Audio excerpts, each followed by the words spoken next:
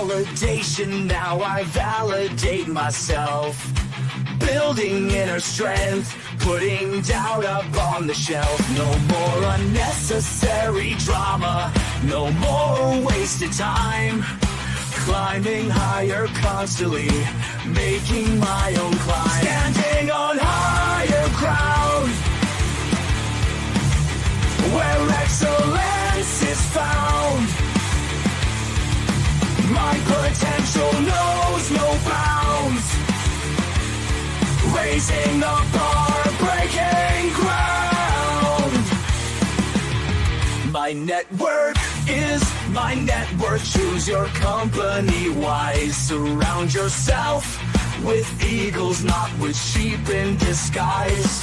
Every interaction is a reflection of my brand. Quality over quantity, that's my personal command. Standing on higher ground, where excellence is found. My potential knows no bounds. Raising the bar, breaking ground. Whoa, I'm not just living, I'm manifesting my vision. Cutting through limitations with surgical precision. My expectations are my compass, my respect is my shield. To mediocrity and chaos, I will never yield.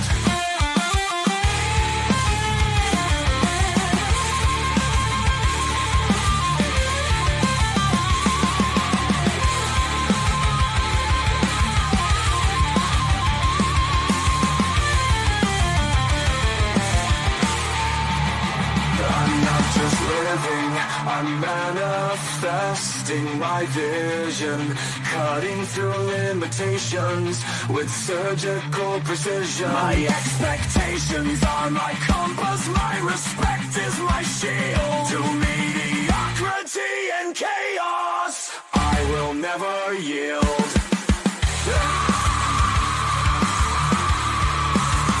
Standing on higher ground, where excellence is found.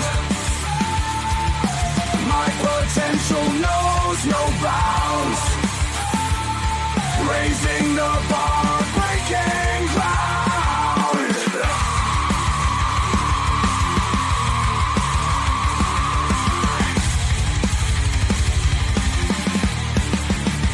I'm not just living, I'm manifesting my vision.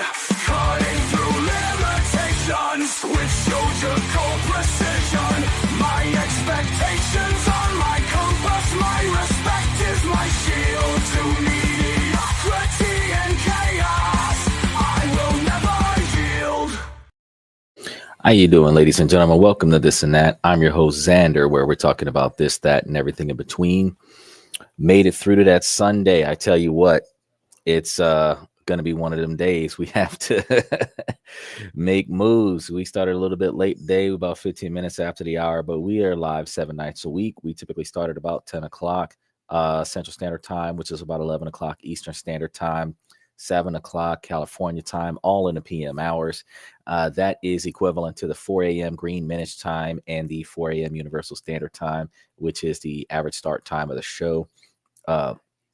Outside of technical difficulties and personal complications. So sometimes we do start a little bit late, but we are here every day of the week. We're dedicated to the cause. We got a different topic every day of the week. So make sure that you guys like and subscribe. Hopefully you get a chance to look at the membership, take a look at some of the stuff that we've got going on there. I'm going to be seeing myself putting up a lot more content towards the membership coming soon, which gives you guys more of an exclusive inside look at some of the things that we're going to be doing on the show. So that'll aid you guys with enjoying that membership. Now, tomorrow we've got some things that we're going to be talking about. Yes, more tariffs have been added. Yes, there's going to be more inflation. Yes. the stock market is going down. So we're going to be talking about a lot of things that are being impacted by the decisions that are being made in upper management in the government, and we're going to be talking about how Elon Musk apparently was trying to do something and didn't succeed in politics, and how his company is being impacted by his position in politics. Sometimes the cost of doing business is you got to make sacrifices. So we're going to be talking about a lot of that stuff tomorrow. I can't remember the stream of things that we were supposed to be talking about on Tuesday, so I'm probably just going to dive back into other areas of the stock market that are being impacted. And we already know that we can deviate by going towards other financial options like cryptocurrencies or precious metals or precious minerals, where we could have a lot more where we would have a lot more secured investments during the volatility. But that typically is something that you do when you don't already have when you already have money on a table. Because if you already have money on a table, then the goal is for you to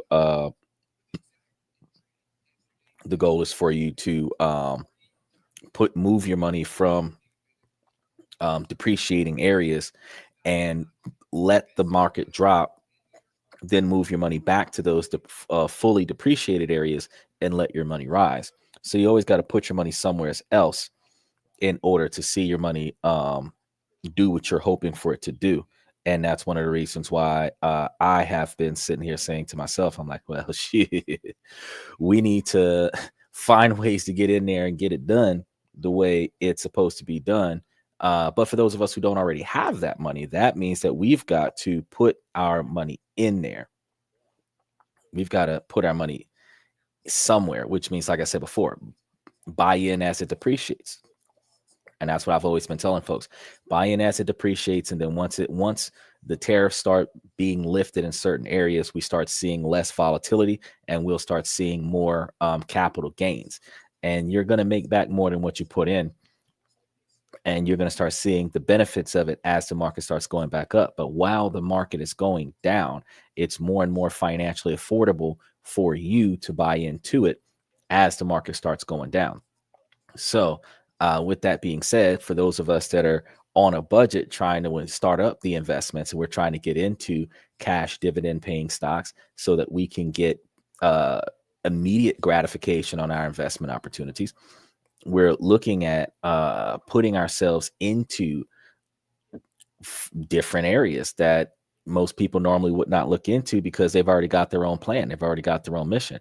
I was just talking to one of my guys from Thailand that we were talking about how you could invest, and there's like a 2-day layover when you sell before you can buy. But if you have a 5 or 7 day gap between your the stock that you want to sell versus the stock that you want to buy, you can actually buy before the ex-dividend date of the first stock, sell it a day after the 2 days after the ex-dividend date, wait the 2-day hold time, buy into the next stock, and have one stack of cash give you dividend distributions for 2 different stocks. And if you're good about your trades, you could make those moves on a monthly basis or a quarterly basis to make sure that you get the most out of your money and still be able to put your money in other places where your money is making money for you. Now, that requires you to proactively day trade and follow the market, because you don't want to sell while the market is down, and you don't want to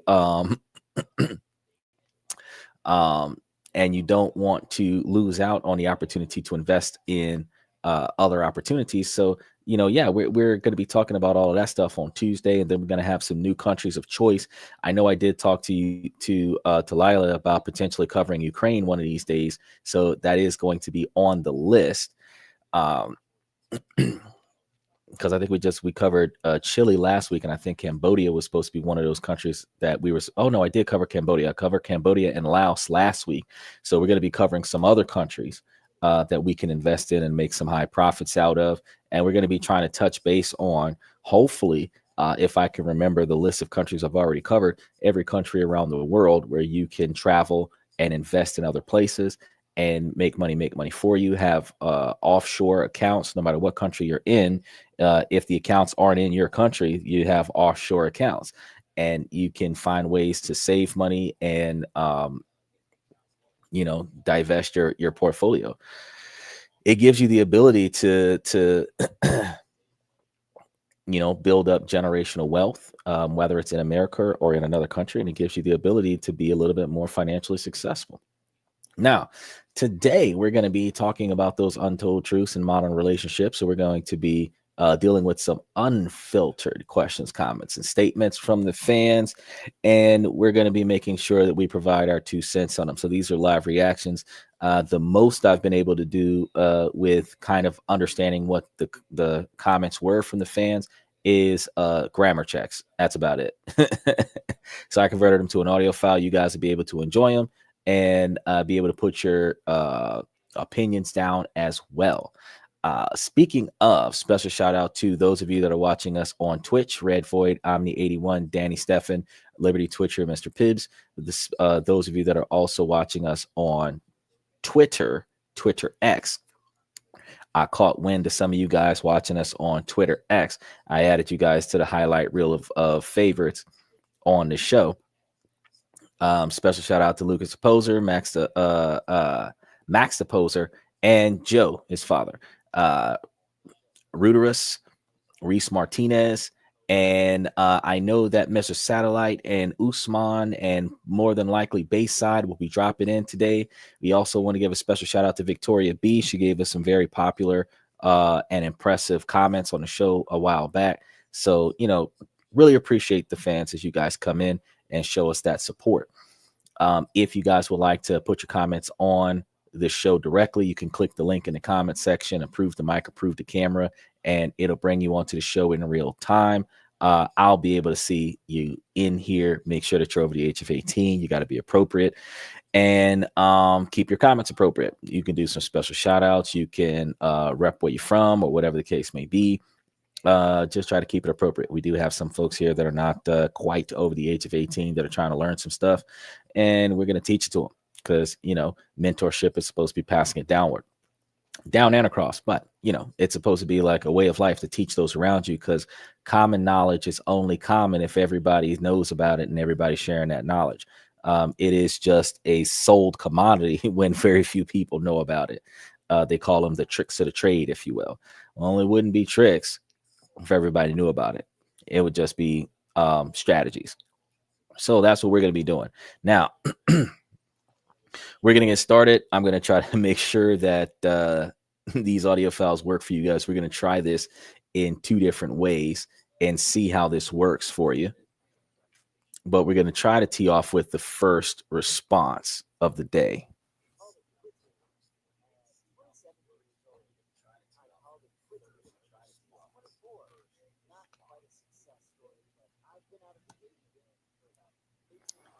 And it happened again. All right, so let's go ahead and redo the audio files. There Called we go. It quits So with her. At now we're going to do this 27 one more years time old, to make sure that you guys got it. I called it quits with her when she was 24. Not quite a success story, but I've been out of the dating game for about 18 months, as I was in a relationship, which ended in January. Started talking to this beautiful South American woman, and the chats were great, and we organized a date. I made reservations at a nice cocktail bar and an expensive restaurant for afterward and got canceled on the day before. She was sick. No biggie, it happens a lot. I know she likely wasn't sick, but whatever, we had good conversations, so I said no problem, we'll reschedule. We rescheduled for tonight, and she messaged me 2 hours before, "Will you hate me if I ask to reschedule?" She was working and was exhausted. Again, could be true or maybe not, but regardless, I decided to do something I would have never done with a good-looking girl when I was last single. I decided to have some self-respect. I told her that's all good, but to be honest, I've made dinner and drinks reservations twice to be canceled on last minute both times, so I think I'll leave it here. You seem sweet, and it was nice getting to know you. So yeah, pretty much the opposite of a success story, but I'm just so glad I did that, because I never would have done that before my last relationship. If I'm putting in effort, it would be nice to have it in return. If the shoe was on the other foot, I don't think she'd tolerate me Oh being shit. tired. I also lost $120 in last-minute cancellation fees over the 2 times she canceled, which just made me think she has no respect for my time and effort. Anyway, slight rant, but yeah, I'm proud of myself, so... Oh, and I forgot to mention the pretty ironic and funny part to this. One of prompts on my dating app for the I go crazy for Oh, you're prompt gonna hate I me have text you're before the going to first hate date? me text before Well, our first date. I just want to say, yeah. So, truth is, we got somebody in here. Before I throw down my first response, you know, we got to do it. We're gonna jam out.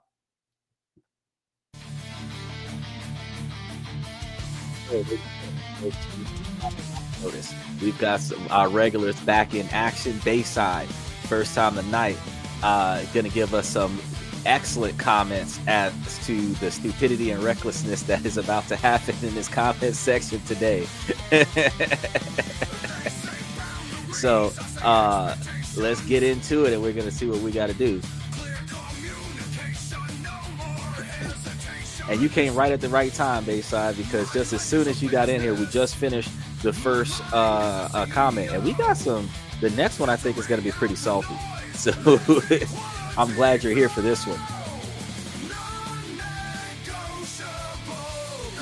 That's how I live. You know, we got to get those. Do the air guitar, the Hogan.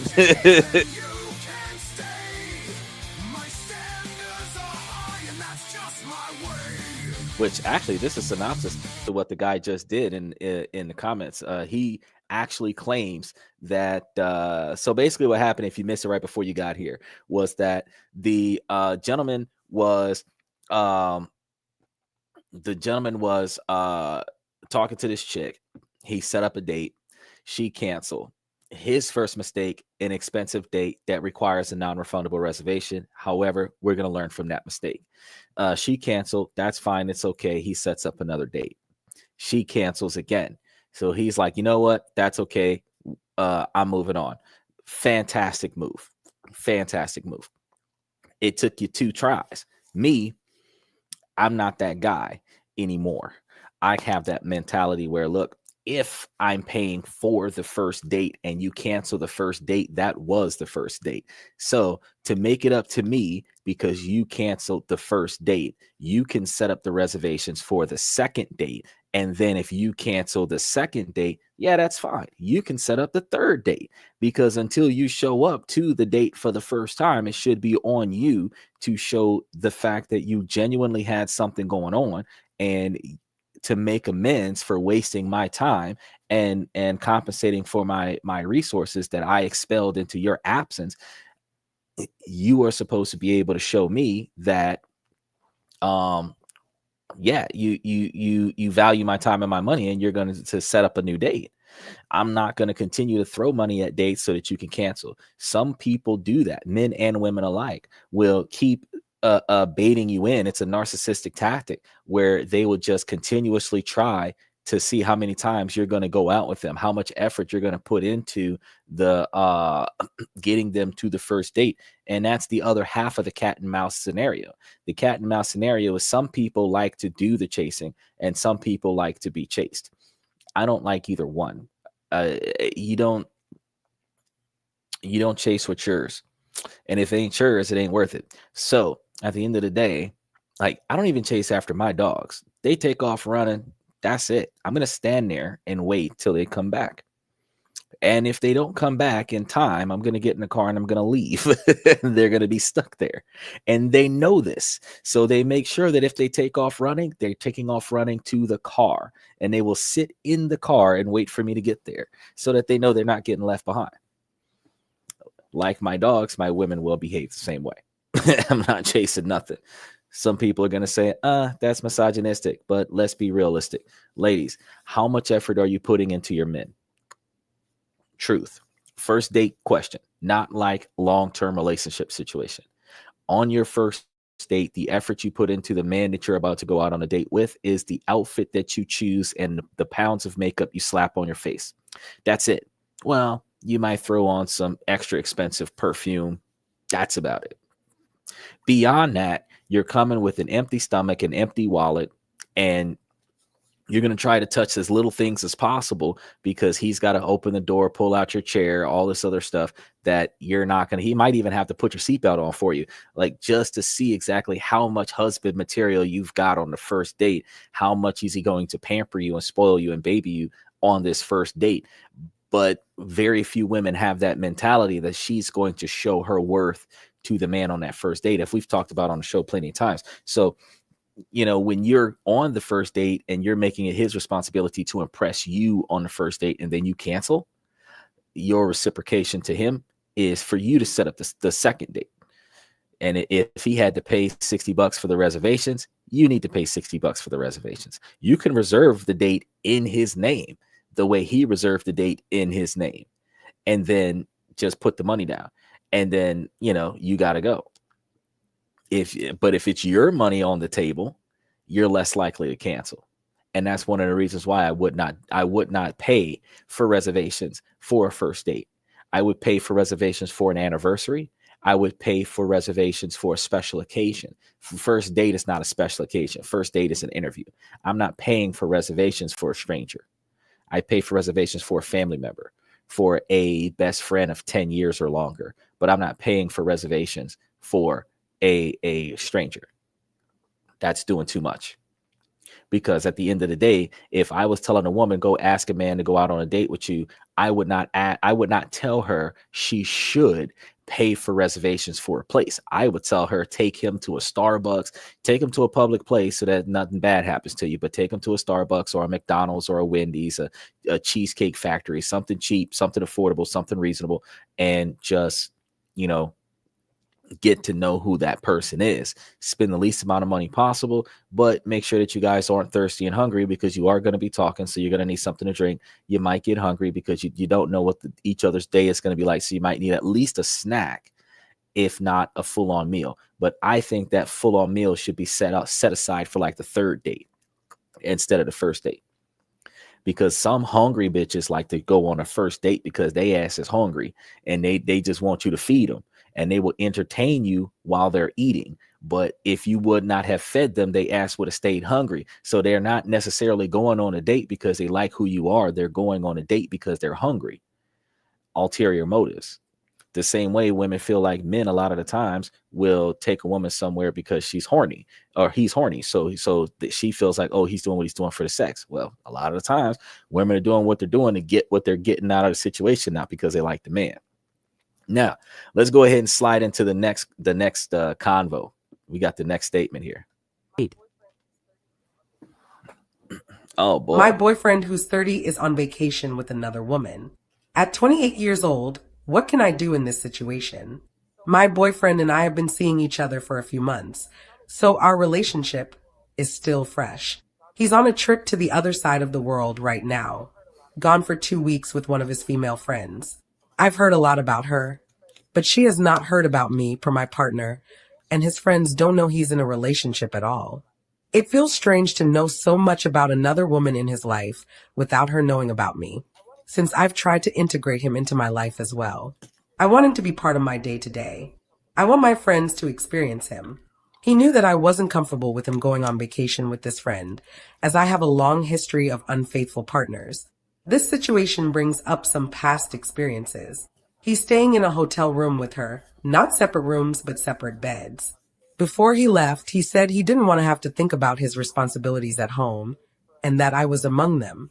I asked if there was a possibility for us to chat on the phone for 5 minutes here and there, like a once-a-day check-in before he goes to bed, or like whenever he had a free minute.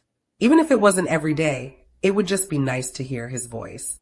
His response was that he didn't want to have to make plans with me. I understood that a loose routine was what he needed, so I just asked that we maybe talk if he has a free few minutes, whenever. His response was, well, what if I don't want to talk? And I was just kind of surprised. I can't imagine being away for weeks and not missing your partner at all, or wanting to hear their voice. We've texted a few times to each other, maybe 2 or 3 text messages a day. He was in the hotel room a few days ago, and he had been badly sunburnt. It felt like the perfect time to talk instead of text back and forth, but his response was, I'm tired, and then proceeded to text with me back and forth, where we have been speaking every day at least. Now, I'm lucky if I get a single message from him at all. If I do, it's usually when he's drunk or about to get drunk. I just miss my partner and want to hear his voice. What can I do in this situation? This has my self-worth at an all-time low right now. I'm feeling rejected by my partner. Do I let him know how I feel? Do I break things off? Do I just take a break from this relationship? It seems like he has. I also have borderline personality disorder. This makes it much harder for me to traverse relationships of any kind, romantic and platonic. I have looked into every logical and illogical reason as to how this could be my fault or how I'm wrong for expecting a phone call or basic human decency. I'm trying. That's why I asked for advice. I didn't ask to create a spectacle of myself to be laughed at or picked apart or told that this is a fake post, because it's not. This is my real life. For those of you giving genuine advice, thank you so much. I can't tell you how much I appreciate it right now. Before I touch base with her, I said I agree 100%. People make time for things they want to do, period. And you are right. And that actually plays into what's going on here. Part of me was about to say, well, you could be overreacting. But then once I started going into the other part about how he's deliberately explaining to you that he is not interested in communicating with you while he's on a trip, I'm like, well, maybe you might be the second woman.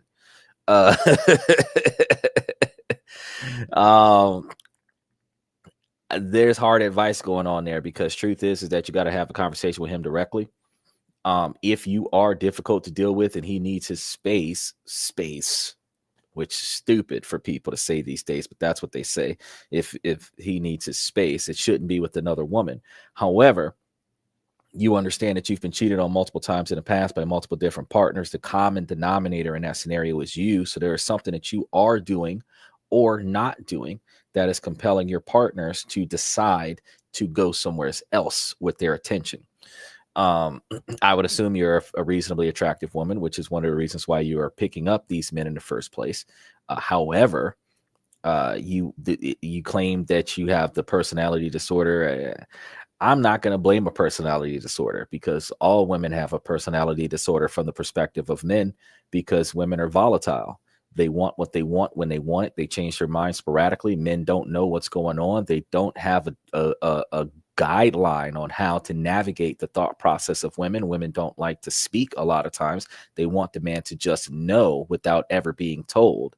But the only training camp that women give a man is not to understand her thought process, but how to avoid other women so that the man does not end up finding a woman that is more compatible with him, which is contradictory to her ability to teach him what she likes and doesn't like, and how her way of doing things, so that he can understand that based on her behavior patterns, that means this, instead of just learning how not to engage other females in public. So all women are the same. We're not going to, a woman with mental issues would not be able to be distinguished differently from a woman without mental issues, to be honest with you, from the perspective of men. So I'm not going to say that, oh, you have a disorder and that's why the man is doing so. He might be disgusted with your behavior, but I'm not going to blame it on a disorder, because women with disorders have fantastic relationships. Assault victims can get married, have a loving family, and stay married and not get divorced. So you can't tell me that just because you have trauma from your past that your current relationship is falling apart. Your current relationship is falling apart because there's something that you're not doing, or something that you are doing that your partner is unsatisfied with. And that requires you to communicate with your partner so that you can rectify that situation. Now, how do you handle your partner taking a vacation with another woman? You'd allowed it to happen. So me, I would not have. I'm a no person. I'm a no person. I'm going to come out right now. She wants to go and hang out with her male best friend. That's okay. You can do that. Not while you're dating me, though. So if you're going to go to a hotel with you and I'm not going to go to a hotel with another female. Okay. If I'm dating a female, I'm taking my girl with me. I don't care if I have to for some reason, because I actually going to be honest with you. I got no friends from pre-COVID outside of maybe like 2 or 3 that I do stuff for. Truthfully, the type of relationship that we have is a professional one. It's not actually like, we call each other on a regular basis. How you doing? This, that, and the third. Because if I don't benefit from you, I don't reach out to you that much. And the less I benefit from you, the less I reach out. And that continues to decline until we stop talking to one another. Because I will always invest myself into other people, and my network is going to be a small network of people that I can benefit from because I'm beneficial to my network. So as a result, I have no 20-year-old friends. I have no, because I don't got time for that shit. Yeah.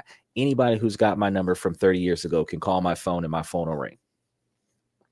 If I recognize the number, I'll answer it. If you leave a message and I recognize the voicemail, I'll respond. If you shoot me a text message, I'll shoot you one back. Probably faster to text me than to call me, but that's just how you send me an email. I'm definitely going to email you back. You hit me up on a social media platform that is still active, because I turned off all of my social media after college, because I only got social media because I was getting free stuff in college. So if you contact me from some of my college platforms and they're still active, I'll respond to you. Get your regular number, stop using that social media platform, and hit you up directly, because I'm a direct person. But at the end of the day, if there was a female from way back when that wanted to connect with me right now, and I'm in a relationship with a female and one of my college females, sure, I have no problem with bringing my girlfriend with me so that the 3 of us can sit there and have a conversation from back in the day. We used to go to school together. I used to mentor this person. Not a problem. But for me to leave my girl behind and hop on a plane and go somewhere else without my girl with another girl, no, that's wrong. That's all kinds of wrong. You don't do that. As a man, you're not supposed to do that. Bayside said, yep, make her ask you out and coordinate a date. He's talking about the last one. It's a damn shame. It's the same thing, same as this one. We're not gonna, I just realized there's like a 6 to 8 second lag between when you hear it and respond and when I said it. I'm gonna keep that in mind. But the internet's dragging. But yeah, like I was saying, no, it makes absolutely no sense. No man should be hopping on a plane with his female best friend, catching a hotel room. I don't care if it's separate beds. It could be same beds. It could be separate rooms. Where are you going without your girl? It makes no oh no, that's all right. It's all right, because you caught it, and then you've got to type your response up, and sometimes you got to edit it because auto spell check and the word prediction starts putting words in there you didn't want in there. You got to delete. It takes a little bit of time. By the time you hit send, I'm on another topic. It's not a problem. It's not a problem. Eventually, there's going to be enough of y'all in here commenting that I'm not going to be able to keep up with the comment section, and I'm going to be an hour behind on the comments, trying to respond to at least the priority comments if I don't respond to everybody's comments. So it happens. It's okay. No worries. But I'm just sitting over here thinking about like, yeah, it doesn't matter if they're in the same bed. It doesn't matter if they're in different rooms. Like you don't go on a vacation with another chick.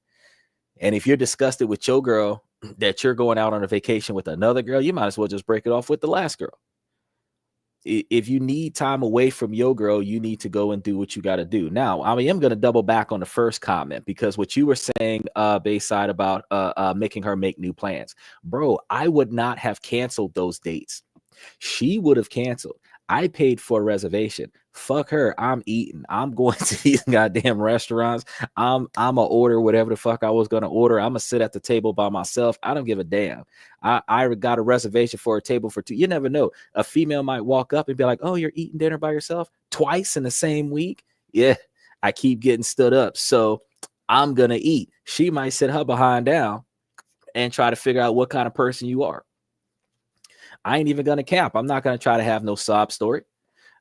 My date canceled twice in a row, but I'm not wasting a reservation. I'm going on this date, whether she goes or not. And that should be your mentality.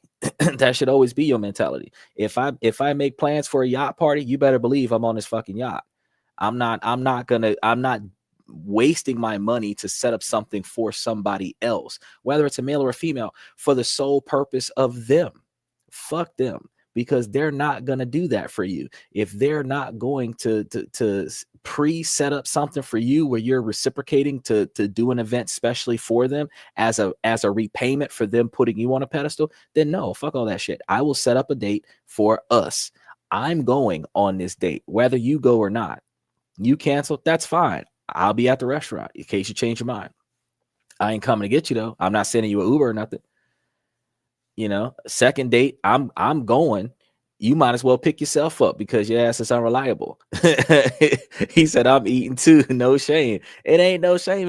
And you can spend more money now because bitches be greedy these days. These females be ordering on the left side of the menu. We be on the right side of the menu trying to get the combo meals and the special deals and the mostly appetizers. And, we could do it up because it's just us. If we was going to spend $300 on two people, you might as well spend $150 on one. Save you some money. Spend $75 for just yourself and leave a $15 tip. If you're tipping good to the person that's going to entertain the fact that you on this date by yourself twice, the third time you go to this restaurant and the bitch actually show up, the same waiter or waitress that has waited on you the first two times you came to this restaurant, they're going to know you very well. When you sit down at the table and the date actually show up, they gonna have an attitude with her. They gonna get you whatever you need without you having to say nothing. Your date is gonna be sitting over there looking stupid. You come here often? No, I just try often with you. I never come here unless I'm setting reservations for you, but I've set that many that these people know me because I'm coming here with or without you. That's how that works out. She's gonna feel real bad, and you're gonna have them servers over there giving it to you. So oh, this the one you've been telling us about. You just know. Basically, I said that means they don't value you or your time, just a lack of respect. You're right. And most of us, and I'm not going to say that it's just women, most people in this generation have a lack of respect for everybody. It's not just women, because social media is so fluid with being able to meet people. You have so many people hitting you up, men and women alike. Men have less contacts than women, but men do have contacts, and they have more contacts and they have time to respond to those contacts. They have contacts that they're not interested in based on their appearance. They have contacts they're not interested in based on their bios. They have contacts that they're not interested in based on what those contacts said in their messages. Then they have contacts that they wish would respond to them the same way women do, but women have more men reaching out to them than what men have women reaching out to the men. So we ghost each other regularly. It's a thing. We prioritize our personal life, and when shit comes up, we default on the person that is dedicating themselves to us in that moment because that person is not yet valuable to us. Our personal life is valuable to us. Then we also have the situations where the younger generation is used to playing games with the dating. Oh, let's see if he'll go to the restaurant. Let's see if and they'll kiki about the fact that, you went through all this effort to set up this date to come get them. You're parked outside. They're laughing, seeing how long you're going to sit outside and wait for them, making excuses as to why they're not coming yet, to see if you will put forth extra effort into them. Because again, some people like to be chased. And a lot of people that not only like to be chased, also like to do the push-pull method, where the more you pull them in, the more they push you away. But the more you push them away, the more they pull you in. It's a narcissistic tactic. Special shout out to Mr.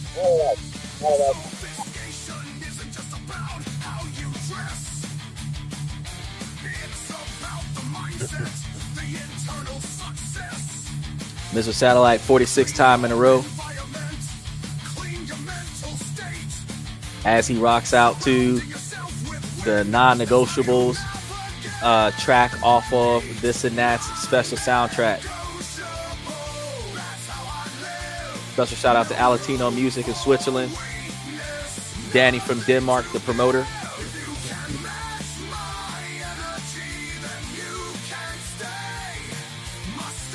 Standards are high, and that's my way.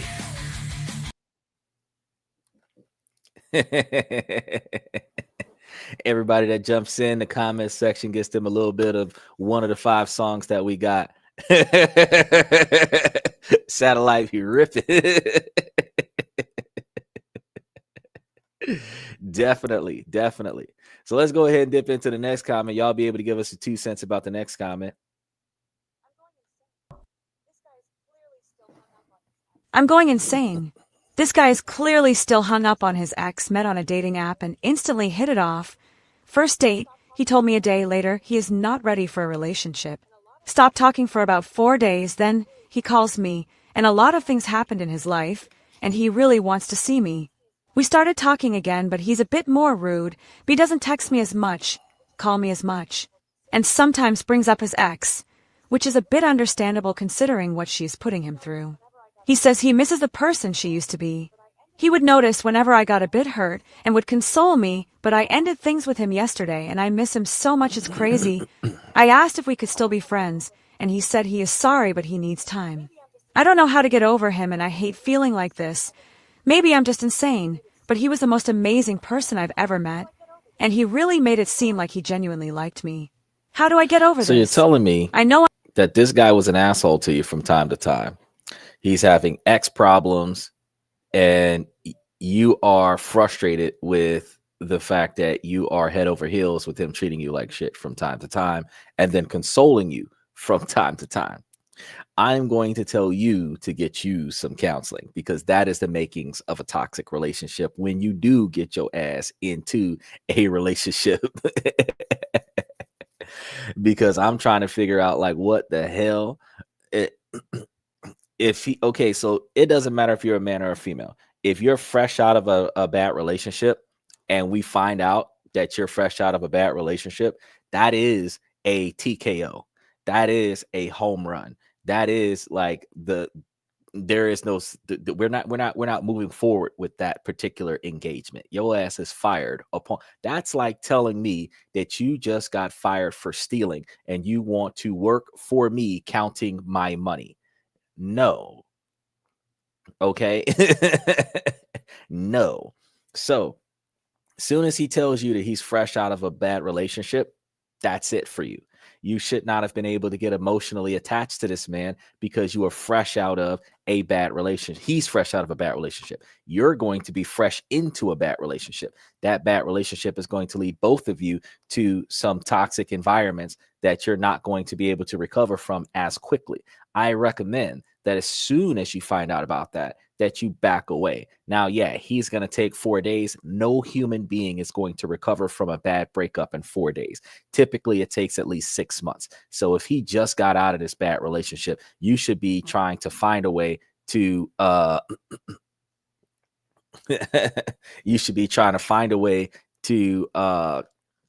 literally work your way into a different type of environment. Now, if in the event that, he's fresh out of this relationship, you guys are going to talk a little bit and, you're going to give him some time to cope with his dilemma and then see if his ability to engage in a relationship manifests, then, that's your risk. It's very volatile because you're the rebound chick, no matter how long it is. And we've already discussed yesterday and the day before that rebounds are the worst relationship, because a rebound relationship, you vent all of your discontent from your last relationship on your rebound. And then after that, outside of the good sex, you then move on emotionally cleansed from the rebound to get into a more appropriate relationship with somebody else. So the rebound is not the last person. The rebound is the transition to the next person. So, finding out that he's fresh out of a relationship means that whatever relationship you get into with him makes you the rebound. How do you get over him? Just stop thinking about him. Block his number. Block him on social media. Don't talk to him anymore. Delete his photos off of your phone. If you block his number and delete him from your contact list, you don't have the ability to find his number, because these days we don't remember phone numbers. Back in the 90s, we had to remember everybody of relevance's phone number so that we could go down to a payphone and type that number in from memory, because nobody had a cell phone back in those days.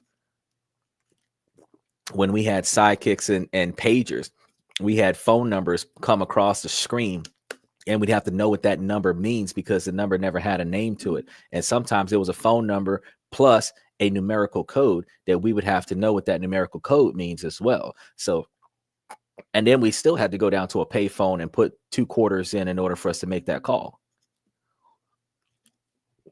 Nowadays, you get somebody's contact information and it's in there with thousands and thousands of other people's contact information. They don't notice your name. There's so many contacts in our phones these days. We have a favorites list. And most people can co-sign on this, that the favorites list is still long as hell. You still have a few hundred people on your favorites list, because anybody that you really want to talk to is in the first 100 people that are in your favorites list. Anybody else that's like, it is what it is, they're after the favorites list in alphabetical order by first name. Unless you reprogrammed your phone to do alphabetical order by last name. But your favorites list is in alphabetical order of the favorites.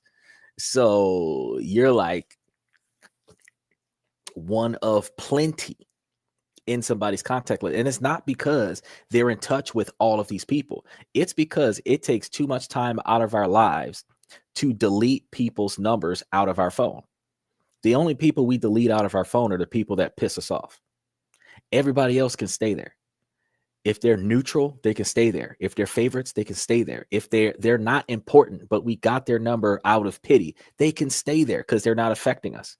They're taking up data space on our phone, which is why now we got to buy 1 terabyte phones, because the majority of the data space is either games, porn, or contact information. OnlyFans is downloading the cell phones now. It's ridiculous. So don't get emotionally involved with a fella that is fresh out of a relationship. That's how you get over him. And I'm going to tell you, ladies, it's the same for women as it is for men. The friend zone is for rejects. We do not live in a society where we start off as friends, getting to know each other, and then progress into a relationship where the relationship will guaranteedly occur after the friendship. We do not pick our relationships from our friends. Therefore, if you are a friend, you are not a relationship. And if you are a relationship, you are not a friend. As a result, if you are not in a position to be in a relationship at this time, move on. If you want to pray to God that he circles back, that's fine. But move on, because can we just be friends? That's putting yourself in the reject section. So ladies, don't do that. Bayside says, my list has become very short. I just don't have the time. And time is a whole other topic. Bro, time is money. Time is money. I told you, I've got less than 5 people that I value that I can't talk to in person. Outside of that, nobody else matters. And I still have thousands of names in my phone, going as far back as 2006. Thousands of names in my phone. I've got thousands of names in multiple contact lists from multiple phones. I have names in one phone that are not in another phone. I have that many names, that many contacts, emails, phone numbers, addresses. When they got rid of the yellow pages, cell phones start becoming the yellow pages. But I do not have the time to go through the list and delete numbers that are no longer valuable. I don't. As a result, I'm in that position where I'm like, nah. Nah.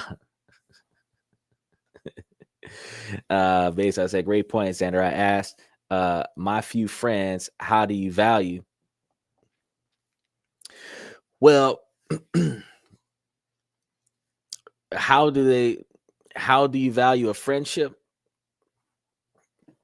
Okay, so you have the friends that are with you when times are tough. You have the friends that are with you when times are easy. You have the friends that you can count on in an emergency. You have the friends that you can count on when it's fun time. The friends that I value more are the friends that I can count on when times are tough and when there are emergencies. I value the friends more that will invest in me and invest in my situation. However, those are also the same friends that I show up for when times are tough. That as soon as they tell me they have a problem, I rearrange my scenario to make sure that I can aid them in their situation.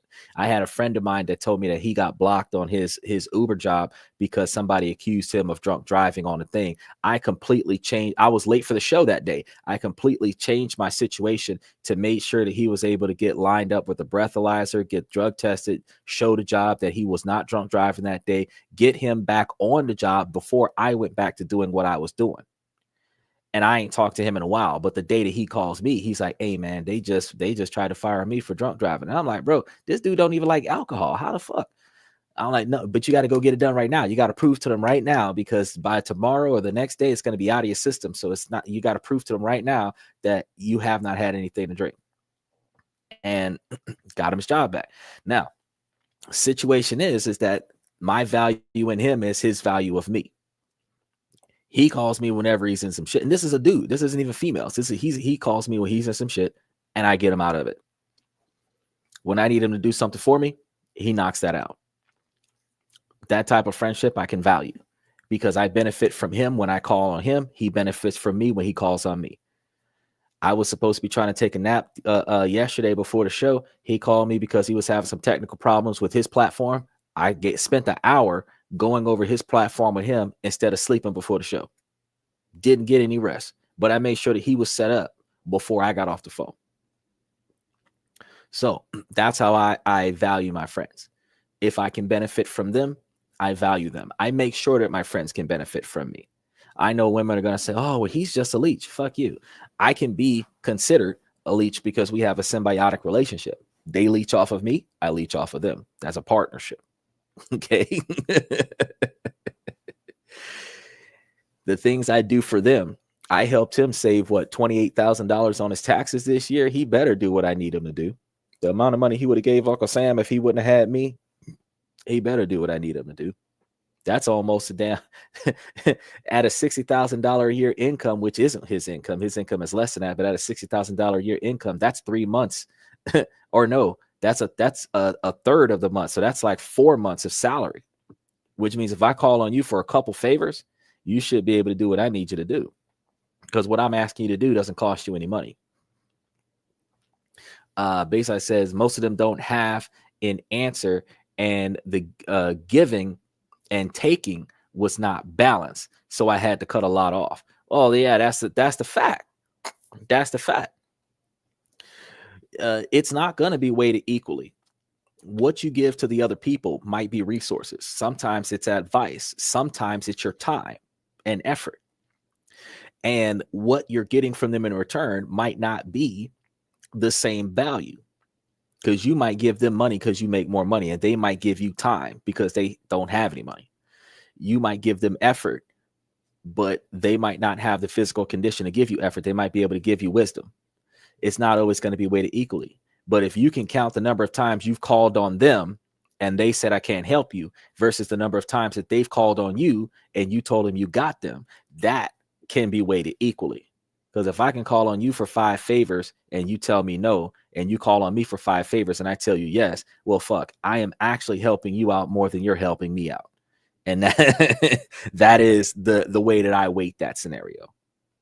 And the less often that they call me when they're not looking for a favor, the less often I call them just to see how their day is going. So when you say, "Well, do you ever talk to your friends about something other than needing each other?" Yes.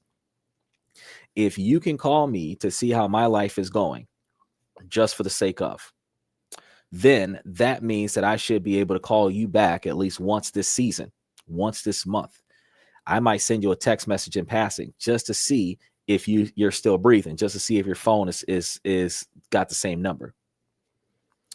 If nothing else, if you change your phone number, you value me, you should let me know, "Hey, so-and-so, this is my new number."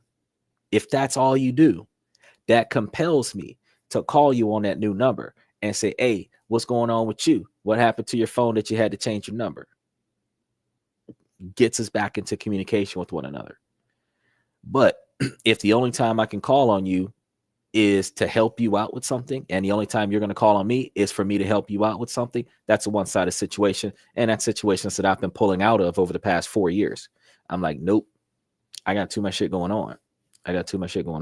And if in this scenario that I'm not benefiting, and the reason why the benefit is important is because when I help people, I expel resources.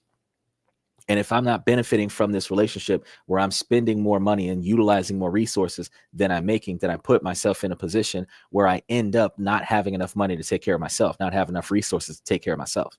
That puts me in a problematic situation. And that's one of the reasons why I have to start doing away with them. So yeah, just like you said, Bayside, it's important for us to make sure that we determine who's valuable and who's not. So in the meantime, yeah, they can linger in the contact list. But if I ain't got no value in you, I'm probably not going to call you. I'm not going to text you. I'm not going to send you an emoji. If I am successful, I am not going to contact you and tell you about it. If I'm doing something, I'm not going to invite you to that, because if I haven't talked to you recently, there's no reason for me to contact you. I had a buddy of mine who called me because I gave him a $45,000 truck. He only called me to see if I wanted the truck back. I'm like, nah, it's yours. Do whatever you want to do with it. Hasn't talked to me since. Now, I wished him a happy birthday because his birthday was a month ago. Haven't talked to, outside of saying thanks for remembering my birthday, haven't talked to me since. The value of that, I gave him the vehicle because he helped me make 200 grand. So I did benefit from him before I gave him that truck. But my point is that if the only reason why you called me was to see if I was going to, take back the truck because I'm no longer making money off of you, no, you can have that motherfucker. I don't give a fuck. But that lets me know that you were only in it for the truck. You were only in it for the money. So you can have it. It's a tax write-off for me. I already did what I'm going to do with the thing. It was a work truck. So the business wrote it off. That's a wrap. That saves me money. I'm not paying for notes. I'm not paying for insurance. I'm not paying for maintenance. I don't give a fuck. I don't even drive that bastard. So do I care? No. But that lets me know what kind of person you are, because you're not going to call me and see how my life is. You're not going to follow up on me, make sure I'm doing good. You're not going to send me some money to show me appreciation for the fact that you're driving this brand new truck. So you're showing me how much you value me. And that lets me know you're not in my favorites list. So as I reach that millionaire status and you find out that I'm in a millionaire status, hey, buddy, how you doing? I'm not answering the phone for you, because when I wasn't at that millionaire status, all you wanted was my stuff. Now that I'm at that millionaire status, I don't got time for you. Exactly. I gave him an appreciation gift, but he didn't show me appreciation for it. And it was like the second, it was the first brand new truck. Because remember, I told you that I bought 2 trucks in the same year. The first truck I bought, I gave to him. The second truck I bought, I kept for myself. And I bought the second truck so that I could give him the truck because his truck broke. And like his engine blew, axle fucked up and everything like that. And he needed the truck to make money. So he has this lawn care business on the side. So he was working for me and he had this lawn care business on the side and he needed a truck. So I said, well, you can have this one. I'm going to go get me another one. And I did. And after that, he's kept the truck. I've never taken a truck from him. So now that I've changed my direction of my business and I'm doing other things, he's asking me if I want to take the truck back. Nah, I gave you that truck years ago, bro. That's your truck. Whatever you do with it, you do with it. And the fact is that since I looked out for him, his whole livelihood, because his other truck is still broke. So if it wasn't for the brand new truck I gave him, he will be walking. So he's able to run his lawn care business, side hustles with hauling scrap metal and everything like that to make money to take care of his standard of living, because I let him keep that truck. Now, does he holler at me and let me know, hey man, I appreciate the fact that you keep me on? Nah, I don't hear. But this is the kind of stuff that we do for people. We might not do it on that grand of a scale.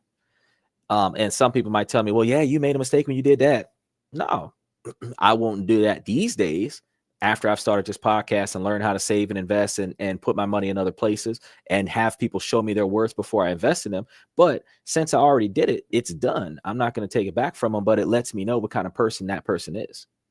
So now I'm like, well, you're not on my favorites list.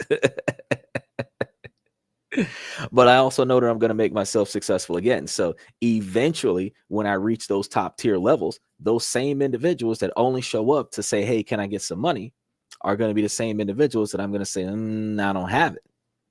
But they're not going to know from me calling them up and telling them, oh, I made myself successful. They're going to find out from somewhere else where somebody else did an interview about my success. And now they're like, oh, snap, I know him. And then they're going to call me up and be like, bro, what's going on? Because they found out that I'm successful. They found out that I've got assets. I'm going to try my best to keep it under wraps, which is why I talk to you guys about trust. Because if you get the trust and you move the money to someplace else, then nobody knows that you got stuff. And that also means that he said, good luck, homie, wishing you the best. Hope it helped. Exactly. That's supposed to be the stuff that's supposed to be going down between you and your homies. Because if I did what I did for you, then you're supposed to be able to say, hey man, I ain't got nothing. I ain't got a lot, but here go a little something. Hope this helps, right? Same thing. I gave him the truck. Hey, if your livelihood is you got a brand new truck, bro, nothing wrong with it. Nothing wrong with it. That truck, when I gave him that truck had 5,000 miles on it. That truck had 5,000 miles on it when I gave him that truck. I barely put 2,000 miles on a truck when I gave him that truck, and I went and bought another truck. So everything on that truck is spick and span. Probably still got the warranty intact on it. But I don't really care about that. But the fact is that if I'm able to do such a grand gesture for you, you should be able to reciprocate something to some level, even if it's nothing more than making sure that I'm healthy and that I don't need nothing minor. Because reciprocating with your friends and the people that you value, if you reciprocate to the people that value you, then you have a good network. Because if your network values you and you value that kind of network, you are going to benefit from that network, and that network must have value in you, and they must be benefiting from you to have value in you. But otherwise, it's like, because you got leeches everywhere.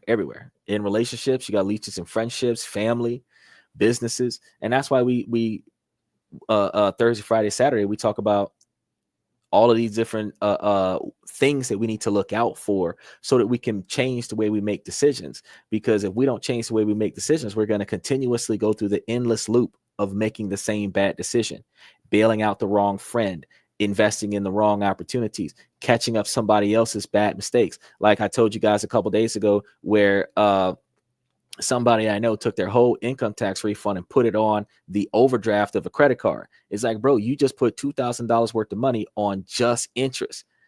I would have charged off those credit cards and put that $2,000 towards something else. But the fact is that after that person did that, if they were to call me and say, hey, I need some money, I can't help you, bro. You just had $2,000. You fucked it up. I'm not about to give you nothing, because you clearly ain't going to be able to give it back to me. And I've told you guys before, do not invest in somebody that is not going to reciprocate. So if you're going to do a contract with somebody where you're going to loan money to a friend or a family member, you're going to have a contract with interest rates on it, endless interest rates on it, no deadline to the contract, where if this stacks up 5 years, you owe me X number of dollars plus interest. If we're going to prorate this bastard on 60%, I'm still getting more money than what I gave you before I give you another dollar. Because at the end of the day, I'm not going to continue to loan you money on faith that one day when you hit that winning scratch off ticket that you're going to remember me. Because you and I both know that greed is greed. And those broke folks that ain't never had money before are going to get a large quantity of money. And the first thing they're going to do, waste it. You're not you're not even going to be in the list of things that they waste the money on. So no, I'm not doing that. But let's go ahead and tap dance on to the next one, because we got quite a few of these. I need to. I met a girl. One night, I was at a bar with 3 friends. 4 girls walked in, all of which were stunning. I got talking to them and invited them into our booth, ordered drinks and chatting with them all. Turns out all of them were models. For context, I would likely view them as a 6 or 7 out of 10. One of the girls, we'll call her Amanda, really got into conversation with me. We chatting for a few hours. Around 2 a.m., they said they needed to leave, and I didn't have much interest in pursuing anything. Next thing I know, she pulls out her phone and asks for my number. Of course, I give it to her. A few texts go back and forth after she leaves. I message her at around 4 a.m. I'll take you out for a drink sometime. No reply. I had deliberately made it a statement rather than a question, so there was room to send another message the next day when we were both sober and awake. I messaged again the next day saying, let me know what evenings you're free and I'll sort something out. Still no reply. Looking for advice as to why she would ask for my number. I can answer that question real quick. So, and this actually might play back to the first 2 or 3 people that were dealing with being stood up on the show today.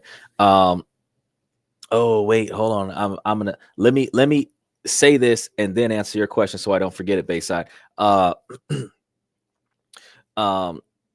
Some people who get your phone number, they'll get your phone number with the intent to contact you again, and then a better option will come by and they will put you on a back burner and follow up with the option that they really wanted, because you're not their first choice. You're their consolation prize. Some people, these youngins that are out there just getting phone numbers for the sake of getting phone numbers, and they'll get your number so that they can like show that they still got it as far as picking up partners in the dating field. And that does not mean that they're interested in following through with a long-term commitment with you. They just wanted to see if they could catch you, which is the other half of the chase, the cat and mouse chasing situation.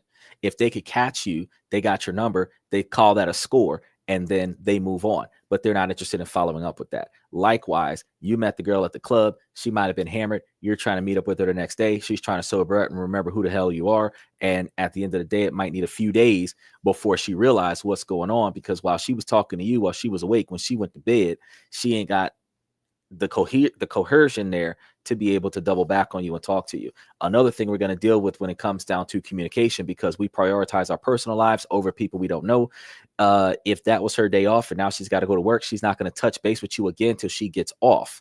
And if she doesn't remember to touch base with you because you're not that important, it might be a few days or her next day that she, oh snap, I've been getting all these text messages from this person. I need to respond to them. Now, fellas, the other problem that we have with the women is the back and forth thing that men do. It's women do it too. I've ghosted him for too long. Should I call him back? How should I call him back? What explanation do I give him outside of the truth? You know, and then guys, we have the same thing. Well, what's wrong? Is she interested in me? What did I do wrong? Blah, blah, blah. How many times should I contact her before I give up on the situation? These are the kind of things that we do instead of just saying, you know what, I'm going to set this up like a business meeting. You sent her one communication telling her that you were going to take her out. You sent her another communication asking her when was she available. That's it, bro. Outside of a third communication asking her, are you still interested? That's it. The 2 that you sent, that's enough. And you did a great job with your delivery, because you made it a declarative statement. You're not asking her for permission to take her out. You're letting her know that you're interested in taking her somewhere. And if she chooses to go, she's going to go. You're asking her when is her availability, because so that you can work out when you're going to take her out. That's a fantastic way to do it, because you're not asking her if it's okay to take her out. You're asking her when is she free to be taken out. Now, if she wants to be taken out, she will make herself free. Just like I said earlier today, if she wants you to take her somewhere, she will make a way. She will rearrange her entire schedule, and she'll rearrange her entire schedule to do something soon. If not today, she'll do something soon this week, something like that. Within the next 2 weekends, she'll try to she'll make a way to be there with you. If she can't do nothing but give you 20 minutes of her time, she will make time. So if she's not responding, bro, don't worry about it. Slide. That's a wrap on her, because and then she might circle back and be like, oh, hey, what's going on? Because whatever her original prospect was fell through. If you're still interested in her, but she decides to double back and see if you're still going to communicate with her, the ball is now in her court, though, to show you her value, because it should have been in her court in the beginning. But since you showed her that you would court her, she needs to show you that she's worth being courted by you. So now that she's crawling back to you, it is her responsibility now to take you out, show you a good time, and impress you so that you can find value in her for you to continue that process of trying to impress her. Because otherwise, the situation isn't going to go past a conversation. I've had somebody send me a message and tell me that they were interested in me, and I'm like, good, that's fine. But I asked them a very in-depth question. What about me are you interested in? Because all you have is my bio and a couple photos. What about me are you interested in? I don't have my wealth up there. I don't even think I have my career choice up there. So I did not do a description of what kind of person I am. So there's nothing up there. So when I ask you, what about me did you like? Most people can only respond with your outfit because you're black. That's it. Because you're a man. That's it. Because that's the maximum quantity of information you have on the platform. But openers, if I'm interested in a female, then the first thing I'm going to be interested in is the fact that she's available.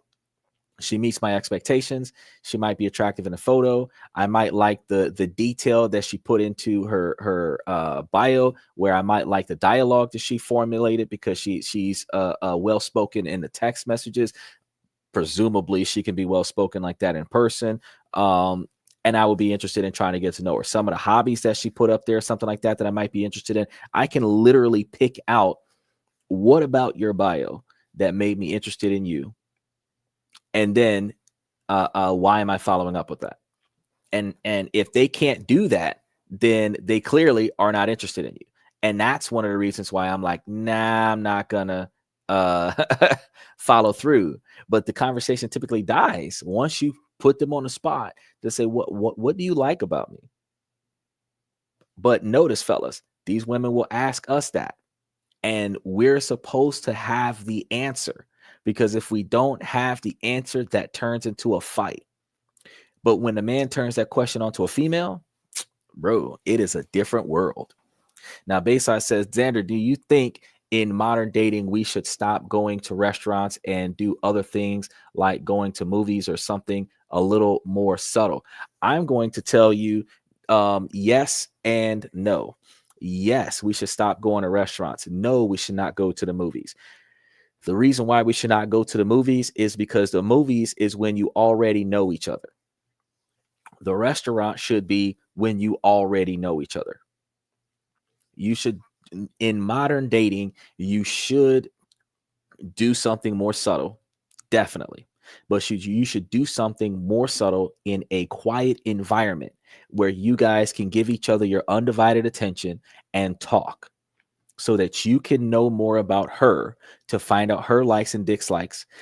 She should get to know more about you to find out your likes and dislikes. You need to be able to find out what her objectives are and determine if you want to meet those objectives. Then she needs to be able to find out what your objectives are and determine if she's willing to meet those objectives. Now, once you guys come to understand that you like the operation that the other person is offering and you're willing to invest an extended period of time in that scenario, that is when you start doing dinner dates, because you're eating, you're talking about other stuff. How was your week? You're going to movies. When you're going to a movie, you're not paying attention to each other. You're paying attention to the movie. A movie is not a good first date. A movie is a good fourth date because you're comfortable with each other now. Netflix and chill. A movie theater is too expensive. You can sit at the house with some Orville Redenbacher popcorn and a bottle of wine and a couple of Twinkies and shit, Kit Kat bars and stuff, and sit at the house on the couch and spend like $30 on a movie and watch like 20 movies at the house on the TV, especially if you Comcast it to the TV, or if you have a projector, you can put it up on a 200 inch square TV kind of scenario and do the bigger screen thing. And if you have the surround sound system at your house, you can have the movie experience with the two of y'all. And then if y'all decide to Netflix and chill and turn that into a romantic interlude, you can do that without getting arrested at the movie theater. So the fact is that you can save money and do it at the house instead of doing it at the movie theater. But you should be able to do things like parks, romantic walks, I don't want to really say cliffside, but really close to a cliff, and watch the sunset, the tides come in, watch the sun rise, tides roll out. You guys can have a romantic walk along the shore, the lake, whatever, and watch the stars. You can go into an area that doesn't have a lot of inner city lights, where you guys can lay on top of the hood of the car and watch the stars, do some stargazing. These things don't cost money. You're still there with each other. You're able to talk to one another. I tell you guys about Starbucks all the time because it's like $5 or $10. You're sitting in there, you're having a cup of coffee, you're talking. That's it. You can get your little snack there, a little muffin or whatever, and you're talking. That should be your whole dinner. Is a one of them fat muffins for like $7 and a gigantic venti cup of coffee. That's it.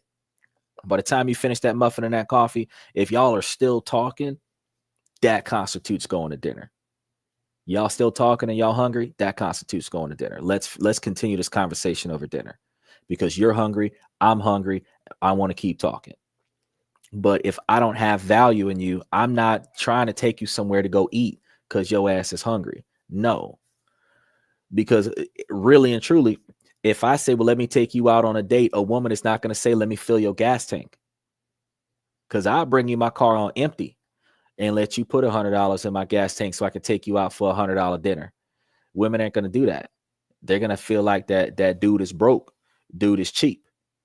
But really and truly, men have to procure their resources, because the number of dates that a man has to go on to find one woman to stay with him for a long-term relationship is a lot more than a number of dates that a woman has to go on to find the man that she's willing to stay with for a long-term relationship. Which also means that like a woman might have to go on 2 good dates, 3 dates where she might have got stood up once, and that's out of a year, and she's in a long-term relationship. We did the statistics, and man has done 25 to 40 first dates inside of a year to find one woman to stick with, or reverse that, to find one woman to stick with him. Each first date cost him a few $100s a date, which also means that if you're spending a few $100 40 times out of the year, you're spending $4,000 to $8,000 a year on first encounters. Now, if you invested that $8,000 a year into stocks and bonds, I keep telling y'all could put away a decent quantity of money where you will have enough revenue where females will be paying to stand next to you so that they could be involved in when you get paid. But the fact is that we're wasting too much of our time on the first engagements. And that's going to be one of the reasons why guys are backing out of the dating game, because it's a waste of money.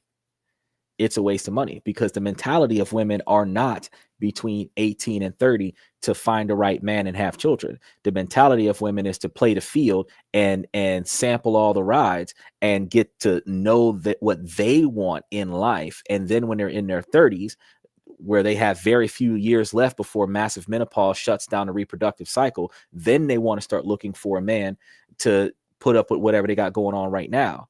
But at 30, 35 years old, a man has to get comfortable with you, which usually takes 2 to 5 years before you have your first kid. And if you're in your 30s, you're getting in a relationship at 30, having a kid by 35, you're only having 1 kid, because you have to rebalance your finances to make sure that you can afford to have a second kid. If you're lucky to have 2 kids between 35 and 40, if you're lucky. But a lot of the women that are having kids by accident between 18 and 30, where they have 2 or 3 kids that are teenagers when you meet them as the man that she's now willing to behave for. And she's got teenagers and she's 35, and you have to now be the stepdad to that, where you have to voluntarily take on 4 mouths, because it's the 3 kids and the mother, in order to get the woman. We're wasting our money, and the women are not understanding the value in purity, and they're not understanding the value of the man's resources to the man for her to earn those resources. And as a result, we're in this dynamic where if they feel like they can, sleep with the guy, they can convince the guy through sex to change whatever values he has so that she doesn't have to change her flaws. And that's not a good position to be in. If she's not willing to change whatever she's got going on so that she can match with your objectives, then you can't stick with her. It's going to be a failure for you over time. Bayside said the restaurant game seems to be off. Too many problems. The restaurant game is the traditional way to go, and we don't have traditional women. We have overly masculine women. The restaurant game is for submissive, obedient women. Because back in the day, when women didn't have jobs, the men would feed the women because she wasn't eating until she got home and was fed by her daddy. So since you're keeping her away from her house, you feed her. She ain't got no job. She can't feed herself. That's why you take her out and feed her. But these days, they can feed their damn self. So why am I taking you out to dinner? Why am I wasting all my money on you? She could take me out to dinner and show me how valuable she is so that I can say, oh, I can invest in her. She's a good option. They're not thinking about that. Bayside says, sure, coffee on or near the ocean. It could be an ocean. It could be a river. It could be a pond. It could be a deep puddle of water in the middle of the city, bro. Because if you're in New York,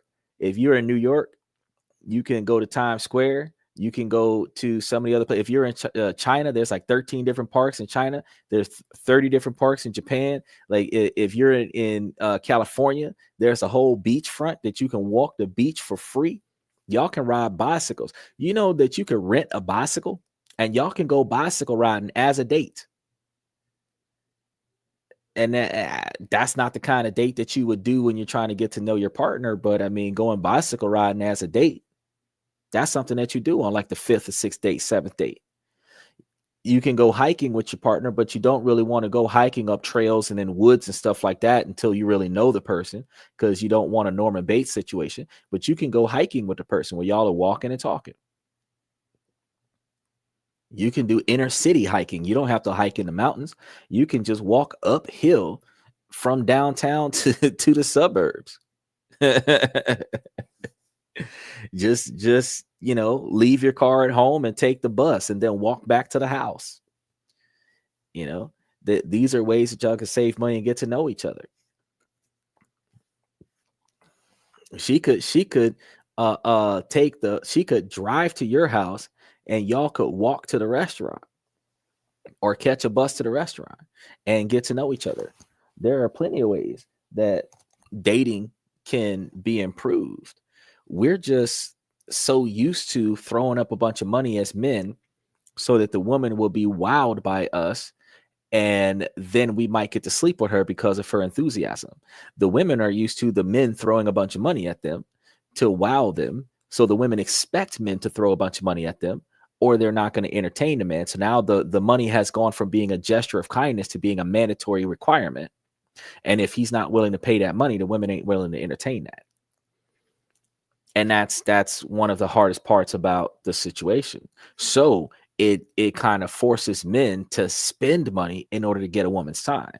But if you're respectful about yourself, emotionally intelligent, if I've got to rent you, I've lost respect for you.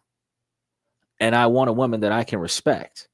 So it's not about me being broke or me being cheap or me being an incel or something to that effect. It's about the fact that I'm supposed to respect the woman that I'm dating so that I can appreciate and value her. And I expect her to respect me. So I've got to respect myself. And if I've lost respect in you, this ain't going no further. I'm not even about to pull my wallet out of my pocket. Especially since I have to move my gun to get to my wallet in the first place. We're not going down that path. Bayside says, seems to me the women that want these fancy restaurants are the worst women, the ones that want. Yeah, the ones that want to be. So this is one of the reasons why I tell you guys about finding the women of value, because the broke-minded women can't afford the expensive dinners they're expecting you to take them on. A woman of value can afford to take you where she would prefer to go for dinner. So if you were about to pay for the Cheesecake Factory and she wants to go to a 5-star restaurant, she might tell you, well, instead of us going to Cheesecake Factory, can we go to such and such place? and I'll cover the difference. Fine.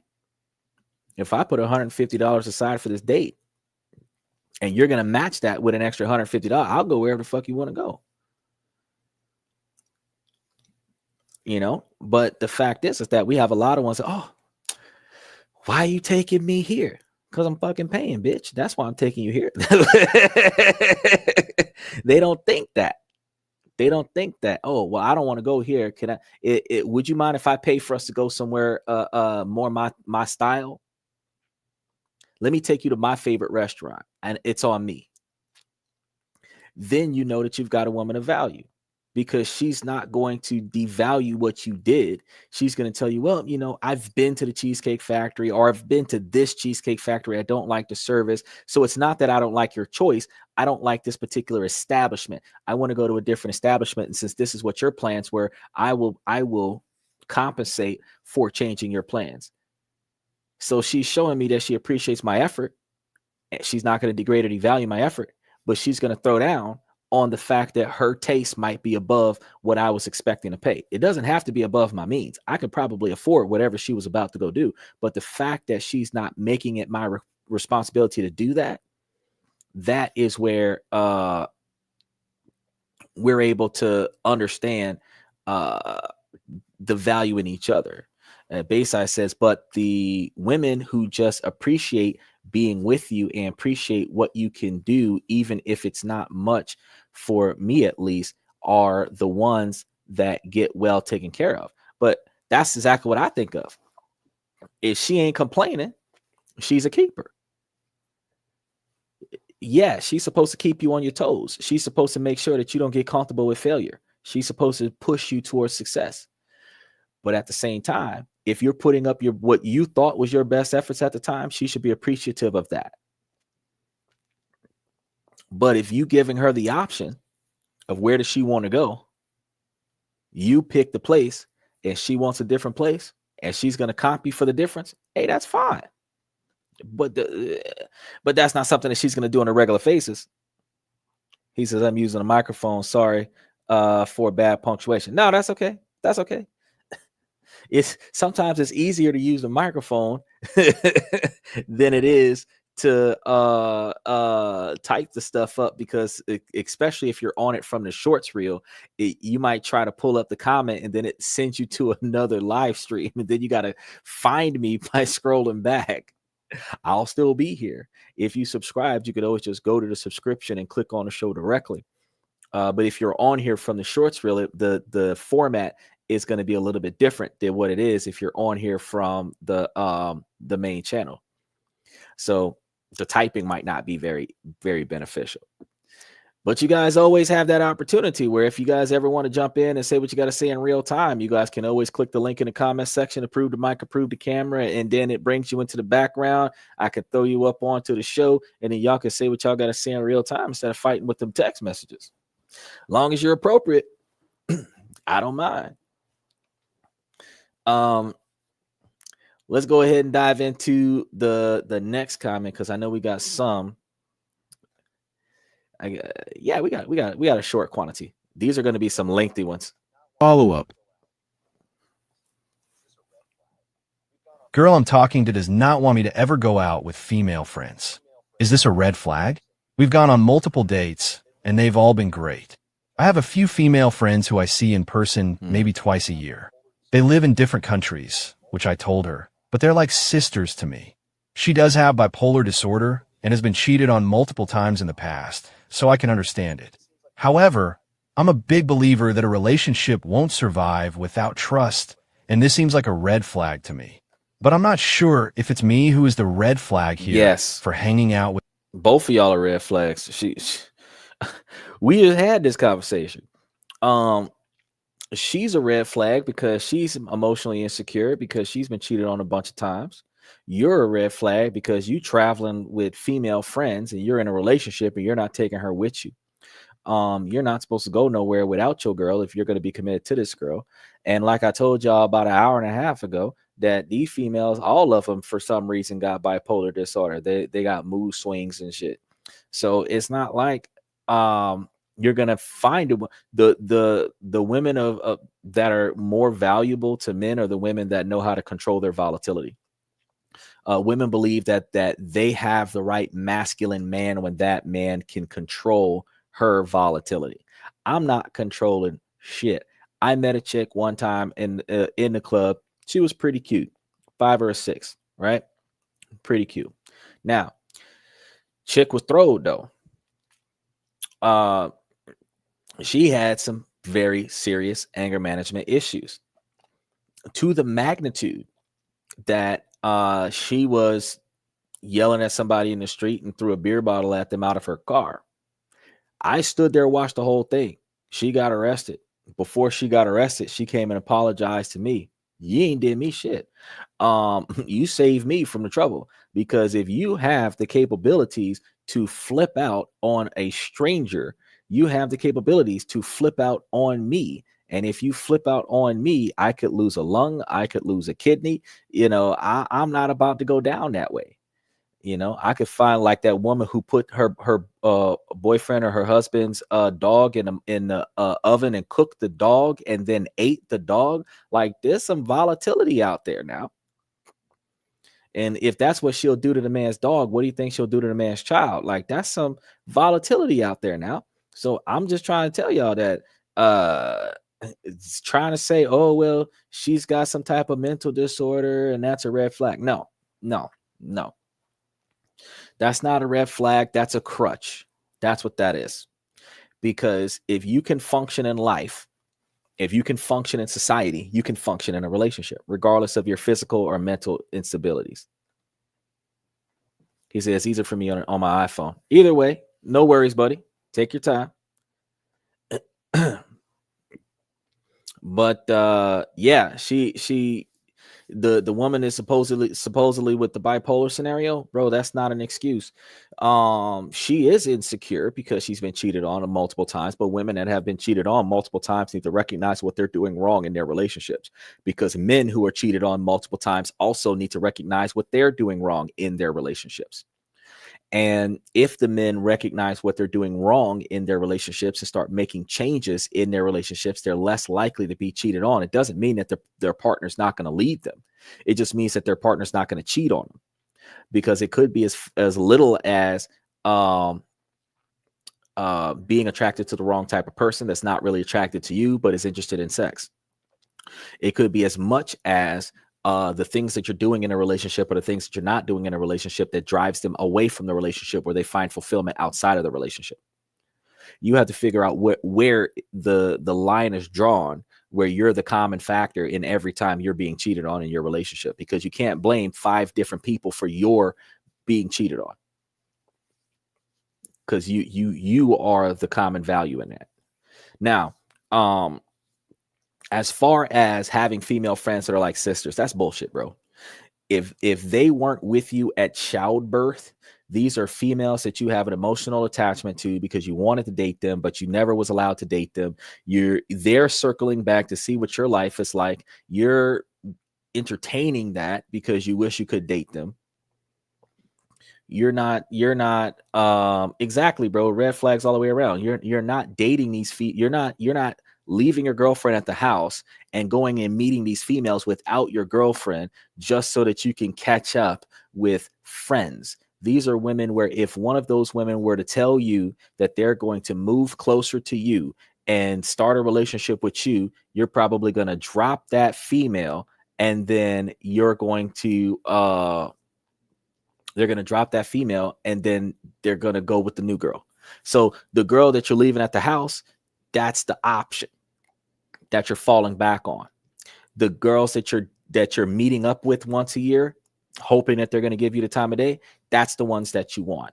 Until you get the ones that you want, the one that you have is acceptable. So yeah, that's a huge red flag. That's a huge red flag. He said, don't sign up for dealing with bipolar disorder.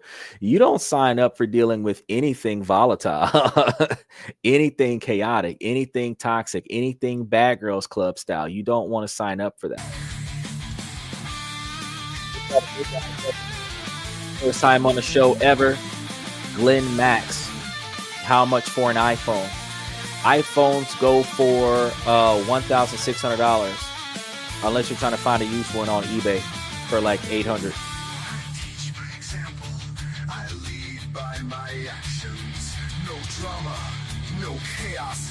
Oh yeah, they're psycho, bro. Bipolar, but most women actually have traits of bipolar disorder because they'll get mad, scream, cry, throw stuff, flip you out. They be hitting on you. You know, the women are volatile, bro. We allow it. We call it emotional, but they'll throw stuff at you and knock you out. Then they'll feel bad about it and feel like, oh, maybe if they give you some neck or something like that, that'll make you feel better about the fact that they fucked your ass up. No. Non-negotiable expectations for behavior. I tell you guys out the gate, you're not getting physical with me because I will Mike Tyson, Chris Benoit, OJ Simpson, Ray Rice, Chris Brown. You will catch all of them. I let them know it's not healthy. We don't play fight. We don't do none of that stuff because at the end of the day, I have the ability to retaliate, and I retaliate in the most effective fashion. And I only stop when I know that my target does not get back up. So I let them know out the gate. We're not doing anything toxic because I don't like toxicity in my life. Well, yeah, that is a truth, but it's like you got to think about here in 2025, all the kids have ADHD, and everybody who is socially awkward has bipolar disorder, allegedly, right? Really, you just have a piss poor attitude. You don't get along well with others, but you're going to blame it on a disease. Stop being an asshole and show respect for other people. You probably won't have as many problems. And that's why I say I'm not gonna blame bipolar disorder, but I am gonna say that if you do genuinely have bipolar disorder, that is a red flag. That's almost like being suicidally depressed. That's another red flag. I'm not trying to deal with rushing across town to keep you from causing harm to yourself. I don't want to be in a type of relationship where you're going to threaten to take your own life if I break up with you. We're not trying to deal with stuff like that. That is the kind of stuff that is he said what, iPod E? Oh, the iPhone E? Yeah. No, the iPhone E is like $800, but the iPhone Pro Max is the one I was talking about. It's like $1,650. But the iPhone E has smaller processors, lower memory space. The iPhone Pro Max has the 1 terabyte data space, which is going to be beneficial for live streams and stuff like that. Downloading extra content, saving everybody's large contact list, social media platforms, all those messages, the push notifications that you get from all of the the stuff that you're doing. Oops, Glenn, the iPhone 15 is 1,000. That's what I'm trying to tell you. The iPhone E, if you get it on a plan with like T-Mobile or AT&T or some shit like that, you might be able to get that one for $899. The iPhone 15 is 1,000. The iPhone 16 is like, I think $899 or $999. But the iPhone Pro Max of 2016, the iPhone 16 Pro Max, that one's like 16 and some change. It's just crazy. It's expensive as fuck. When the Samsung S25 Ultra is $1,525, I think. But if you get it on the right plan, all you got to do is pay the taxes and they will promo your shit, right? Where you just paid $600 for the phone and then they will pay the other $800 or $900 on the phone. You ain't got to pay for it. Basically, I said men can't have female friends, that we all have intentions in the end. First of all, everybody has an intention. Women can have a man on the back burner because her intentions are financial. She wants his resources. Men have women on the back burner because his intentions are physical. He wants sex and potentially a long-lasting relationship out of that.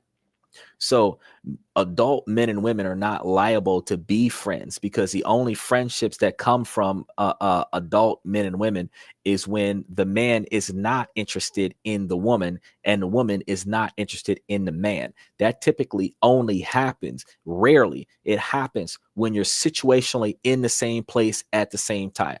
You're not her type, she's not your type, you're not interested in her, she's not interested in you, and you guys are locational, situational friends. But your friendship is very limited.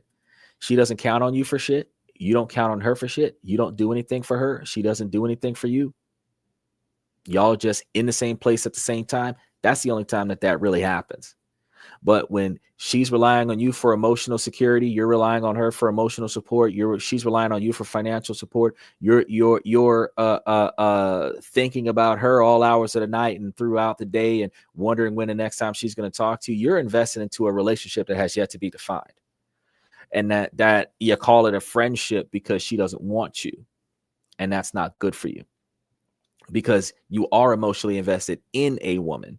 And since you're emotionally invested in a woman, your opportunity to find a different woman is limited, because other women know when you are emotionally attached to another woman, because women are emotional. No man can tell when a woman is sexually attached to another man unless it's loose. But you got to be sleeping with the girl to find out, yeah, that's not tight. But beyond that, you can't just look at a woman and tell that she's sexually attached to another man. But you can tell when a man is emotionally attached to another woman. You can tell when a woman is emotionally attached to another man. So with that being said, you're looking for a partner that's not emotionally attached. Let's dig into the next one, because I know we got one that's a little bit lengthy. With female friends when they come and visit? Yeah, this is the lengthy one. I blacked out at 24 years old and slept with a C-suite executive who was 51 years old at work, and I have no idea how to proceed. I've never done anything like this. Please don't just tell me I fucked up by drinking. I know I did. Don't beat a dead horse. I usually don't drink at work and everyone else does, and this time I think it was a combination of a bit of peer pressure and the fact that I'm going through a lot in my personal life. I will never drink at work again. I'm an idiot, I get it. I am nearly certain I was not drugged, but I'll get a test. I drank a lot. I just don't know how to interact with him moving forward. Any advice on that would be appreciated. I work in a bit of a boys' club environment where everyone goes out after big meetings and gets trashed. Lies. I'm the youngest by a long shot and was hired because I wrote an influential paper that got a lot of traction. Everyone else is married or divorced. I have never slept with a coworker, and this is the first one-night stand I've had in 4 to 5 years. I'm not this person. I haven't spoken much or spent much time around this guy, but he's a C-suite executive at my work. We went out and I don't even remember talking much to him. I talked to another friend of mine. The next day I asked my coworker, a 48-year-old male friend, how it was, and said the last thing I remember is sitting and talking with you, and he said, yeah, it was obvious you got too drunk and you were kind of quiet and ready to go home. We all went back to the hotel and you sort of disappeared after that. I have no recollection of coming back to the hotel. And no recollection of talking to this guy at the bars. I like the only note before too. Trying to get to know him a bit. I don't know if I initiated it, but that would be out of character. He's got a wife and kids. I was wearing a shirt that is difficult to unbutton sober, but I woke up in my own bed with it off. Seems like based on text records that this occurred maybe 3 a.m. or so. The next day, C-suite executive calls me and says I left something in his room.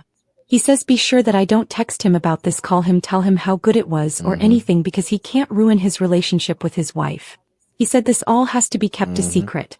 He said he will discreetly give me back my item the next time we see each other later this month. What the hell do I do? Shit. Part of me wants to ask him what happened. I'm dying to know. I can't stop thinking about it. How did I get to his room? How did I get back to mine? Who initiated? Did I fall asleep? Was I active or did I just lay there? Did he finish? Or I have so many questions.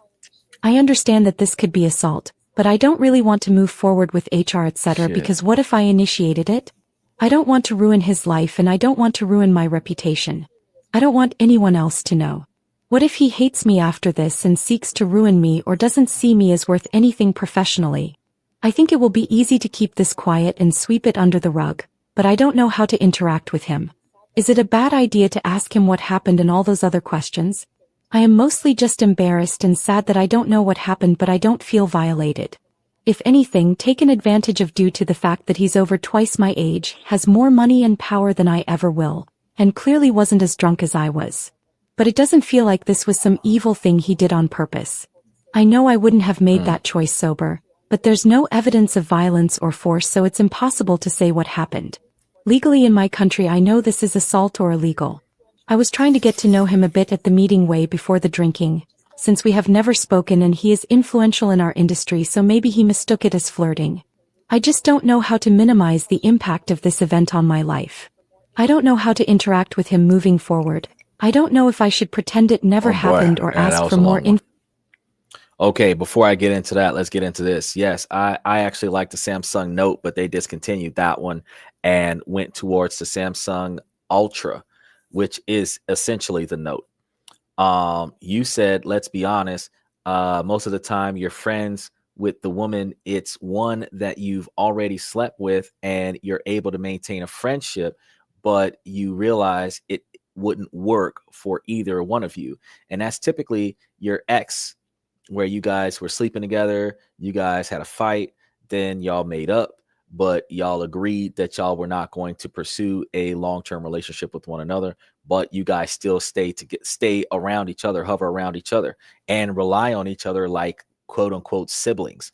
Yeah, that's an emotional attachment that is stronger than the emotional attachment in your romantic relationship with your current partner, which is disrespectful to your current partner, which is why you're not supposed to have friends of the opposite sex outside of your relationship, for those heterosexual relationships, because you are not supposed to be involved with or communicating with anyone that you have recently or in the past had sexual engagements with that is not the person you're currently having sexual relations with. Now, as for this girl's scenario, yeah, that was a really bad call. You already know that. However, your concern is whether or not it's assault. Well, it's not assault if you don't feel violated. You didn't feel violated about about what you and the guy did. You are frustrated about the fact that the guy has money and power, so you're not sure what you can do to him because you don't know what happened. You don't know what happened because you don't want to know what happened, not because he spiked your drink and you can't remember. Because clearly, if you felt like he took advantage of you in some way, shape, or form, this would be a whole different post. So we will be talking about something completely different here. Just because you might have difficulty putting on or taking off your shirt doesn't mean that you can't get the shirt off at some point, given enough time. Likewise, regardless of how much he had to drink, you guys were able to do something because your clothes weren't where they were supposed to be, but you know something happened. Now, my recommendation to you is to let it go, specifically because you don't feel like he was maliciously vindictive about the actions that happened that night, even though you don't remember what happened.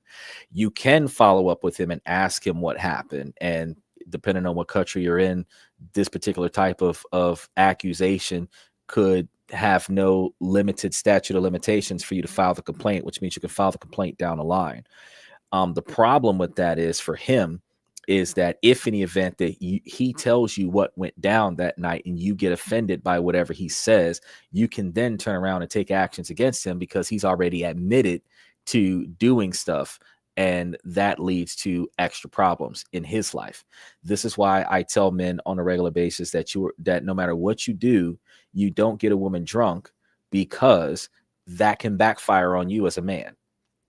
A man getting drunk never backfires on a woman. But if a woman gets drunk, the man can receive legal allegations, and then his reputation can be damaged.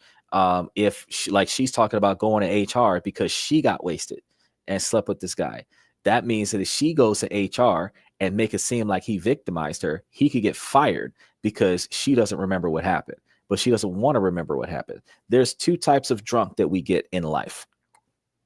Okay. You drink until you forget, and that happens first. Then you drink until you remember stuff that you wish you could forget. That happens second. So if you drink until you forgot, All you got to do to remember what happened is to drink a little more. You'll remember everything you didn't want to remember. Not saying that's the right way to go. Technically, you can go to a therapist. You can do one of those hypnosis scenarios. There's all of these other ways you can go about remembering what happened. But the fact is that if you're uncomfortable around a guy, you should change jobs. If you can do the job without socializing with the guy, then do it. If he's not making advances with you on the job, let the situation go. If it's bothering you that much, press charges. If you really want to know what happens, go to a confessional. But at the end of the day, you have to not make these kinds of decisions. I don't care where we're going. I'm the designated driver. So while everybody else is upside down drunk, I'm still moderately sober. And I am not getting involved with anybody that is upside down drunk. I actually have to cater to the drunk because I am the sober one there. So nothing's happening. And then when you wake up the next day, if you decide whatever it is that you want to do after you've taken your shower, had you some breakfast, hung around me for a few hours, if you want to get involved with something, that's when we get involved with something, because you're coherent and you're able to provide me with the ability. If we don't have, as fellas, we need to start having like a consent form with us before adult encounters occur. No joke. We need to have a consent form, and we might need to have a witness there to notarize that shit and say, yes, I confirm that she confirmed that this was a good thing. Because if you don't got that, if you don't have a waiver, bro, they will put you under the bus. They will throw you under the jail, throw away the key. And it could be a misunderstanding. And in states like Louisiana, that misunderstanding, they cut your balls off after you catch that charge. So you got to be careful about where you go. The society is dangerous for men. There's a whole different kind of danger in this society for men than what there is for women. Yeah, women might be able to get abducted and have something bad happen to them that they will never live down. But men can have their lives ruined off of a misunderstanding, off of a mistake judgment, where the man doesn't have to do anything. He just has to be accused of it and can't disprove it, and his whole life is over. And now with the penalties of law for these types of accusations, some men can lose their lineage behind being caught up in some stuff, like a woman that pretends like she's older than what she really is. The guy gets involved with her. Now he's going to jail because he didn't get the right ID. He didn't get the right age. You've got scenarios where, just like what she's going through, she's not satisfied with the lack of knowledge, and she could take action against that just because she doesn't know what's going on. And then when the memories start coming back, even if she was to drop the charges, that doesn't stop him from being fired on his job. His wife's going to divorce him. Now he's got to pay child support. It's terrible. So when I tell you guys 2 drink maximum, and it ain't no tall drink, double shot, nothing or other, 2 drink maximum, $5 drinks, $10 drinks. And that prevents you guys from having a scenario where you've got to carry her anywhere. If you got to carry her, bro, you need to have body cameras on. You need to have video recordings on. You need to be able to have like evidence that while she was unconscious, you did nothing wrong. Because if you don't have evidence, bro, that's a wrap. That's a wrap. And they selling them body cameras for like $40 on Temu. So you should go grab one. You should grab one. Everybody should have a body camera on, like a CCTV camera. We should all have one, because the way that life goes these days, the stuff that people do when they're not restricted by their subconsciousness, like she's like, oh, that's not in my character. Bullshit. If it wasn't in your character, no matter how drunk you get, you're not going to do it. That's the kind of person you used to be. That's the kind of person you wish you were. And because you drank enough to say, fuck it, who cares? I can blame it on the alcohol. Now you're going to get out there and be the most perfectionist succubus there is And then when you come back to your senses, now you're worried about your reputation.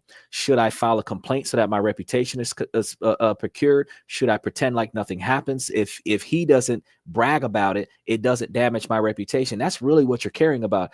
Now that I have portrayed myself to be a hoe on my job, how am I going to be treated on my job? That's your concern, because you slept with one of the higher ups in your company.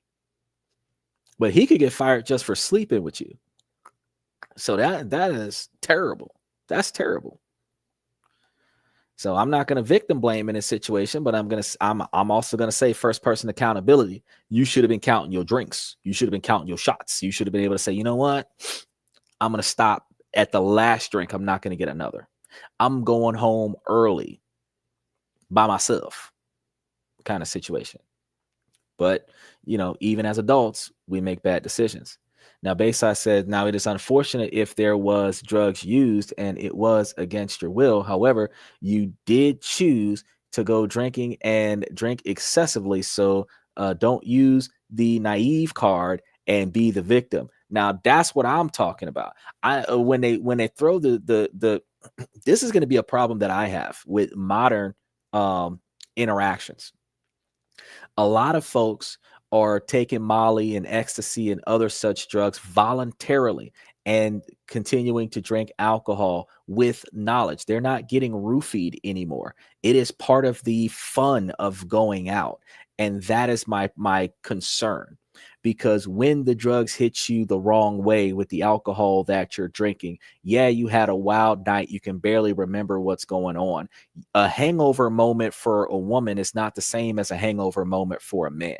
Hangover for a man is like hangover movies where they're traveling all over the place. Dude, where's my car kind of situation. Hangover moments for a woman is like, was I assaulted? And that's horrible. That's horrible. A man is not going to have to, even if he was assaulted, a man is not going to say, was I assaulted? A man's going to say, where's my car? Where's my wallet? Where's my shoes? Where's my stuff? But all the woman's stuff can be accounted for, and she's checking and was I assaulted? Come on. We've got to be more careful. You shouldn't be out there turning up with the big boys, because she's 24. The people she's hanging out with are 48 and 52. You should be able to have 2 drinks and say, it was a pleasure, guys. I'll see y'all at the office, and take your ass home. You over there turned upside down, and then you wonder what happened last night. Just like I think we had like 2 or 3 months ago, we had a guy who went to the office party and he was being affectionate with the Christmas tree because he had too much to drink with the Christmas tree, talking about how much he loved the girl, one of the girls in the office, but he didn't think that she would give him a chance. And because he said it so loud to so many people at the office party, everybody told her. She didn't go to the office party. Everybody told her. And now she's dating him because she already knew how he felt about her when he said this when he was drunk. But, he made an ass out of himself at the office party. I don't go to office parties because somebody's going to make an ass out of themselves. And whoever does that will be seen differently by the entire office going forward. The bosses get the respect for the boss is lost when the boss does it. And the respect for the men are lost when the men do it. The dignity and the purity of the women are lost when the women do it. It's just never go to an office party. I would chalk it up as a learning experience. Let it go. If this is a good job and you can work your way around it and the guy's not harassing you after that, let it go. If it's a one-time deal, you said that your last one night stand was like 4 or 5 years ago, let it go. Put another 5 years between this one night stand and the next one night stand. Hands down, I expect to see a comment through the comment section where now she's dating her boss, even though he's married. and that's just how things go. Let's tap dance into the next one. From him or tell him I was upset by this. My girlfriend gets upset when I don't know how to respond to her telling me trauma. This has been an issue since the beginning of the relationship, which started in November of 2023. She'll start opening up to me about very personal stuff that I can't begin to imagine going through. She's opened up to me more than anyone else. Her words, not mine. I always have just listened to what she has to say without giving much feedback. She talks about how people have been telling her how sorry they are for her, and she's sick of being told that, so I just tell her that she's heard, which pisses her off really bad, but it's what she wants me to say. Yesterday she told me that if I made her feel overlooked one more time, we were through. What to do, we talked it out and went to bed on good terms, but it's so scary to think that I have no more room for failure, and I don't even think she knows what she wants to hear. What do? I see this as something I can fix. I just need to work on it. She did tell me that if I catch myself messing up, then she's not going to leave me over. Stop listening to the shit that she's telling you. Just put it at, get you a therapist, I'll pay for it. That's it. I'm going to get you a 2-hour therapist twice a week. Tell this stuff to your therapist. Because at the end of the day, I'm not the kind of person to always tell somebody I'm sorry, because I don't really give a shit. I'm not sorry for something on purpose. So since I'm not sorry for something that I didn't do, and I'm not sorry for something that I did on purpose, the only time you're going to hear an apology from me is when what happened to you was unintentional from me. Now, if you're telling me like all of the chaos that's happened in your past, first of all, we're dealing with a bunch of red flags, but damaged people deserve love and happiness too. So if you're talking to me about the chaos that's happened in your past, you don't want me to tell you I'm sorry. You and I both know that you're hurt. What the fuck do you want me to say? Besides, I understand, which I don't, because I could not imagine going through this myself. So I can't lie to you and say I understand, because I don't understand. I could only imagine what you're going through. And since I can't, and my imagination is not as good enough as the story that you're telling me. So the only thing that I can do is sit here and stare. And if that's not good enough for you, I got a shoulder to cry on, as long as you're not crying on my silk and satin because it's expensive. However, if you want me to listen, don't get pissed off at me, because this is supposed to be a no judgment, no resentment, free zone for full transparency. And full transparency means that you're not going to condemn me for not providing you with the response that you're looking for. Since the past has happened and the past cannot be rectified, the only thing that I can do is listen. Men want to fix things, but we can't fix the past. We can't build a time machine and go back to the past and prevent you from going through what you went through.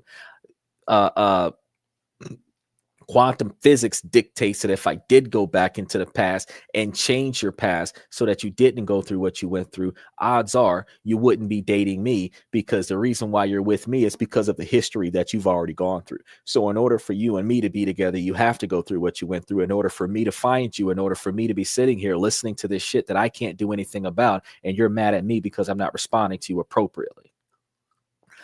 This is a lose-lose for a guy.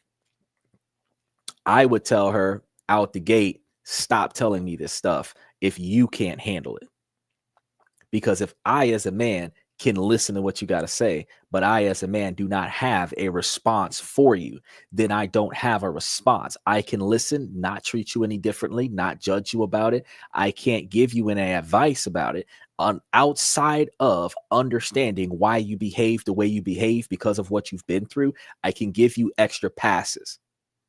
You might do something irrational because of your past. I'm not going to talk about your past, but I'm going to navigate around your inappropriate behavior that I would otherwise have zero tolerance for. But that's the best that I can do for you. That's not good enough. You should not be in a relationship with a man until you are capable of not having your past destroy your present, preventing you from building a future with a man that'll be patient with your flaws.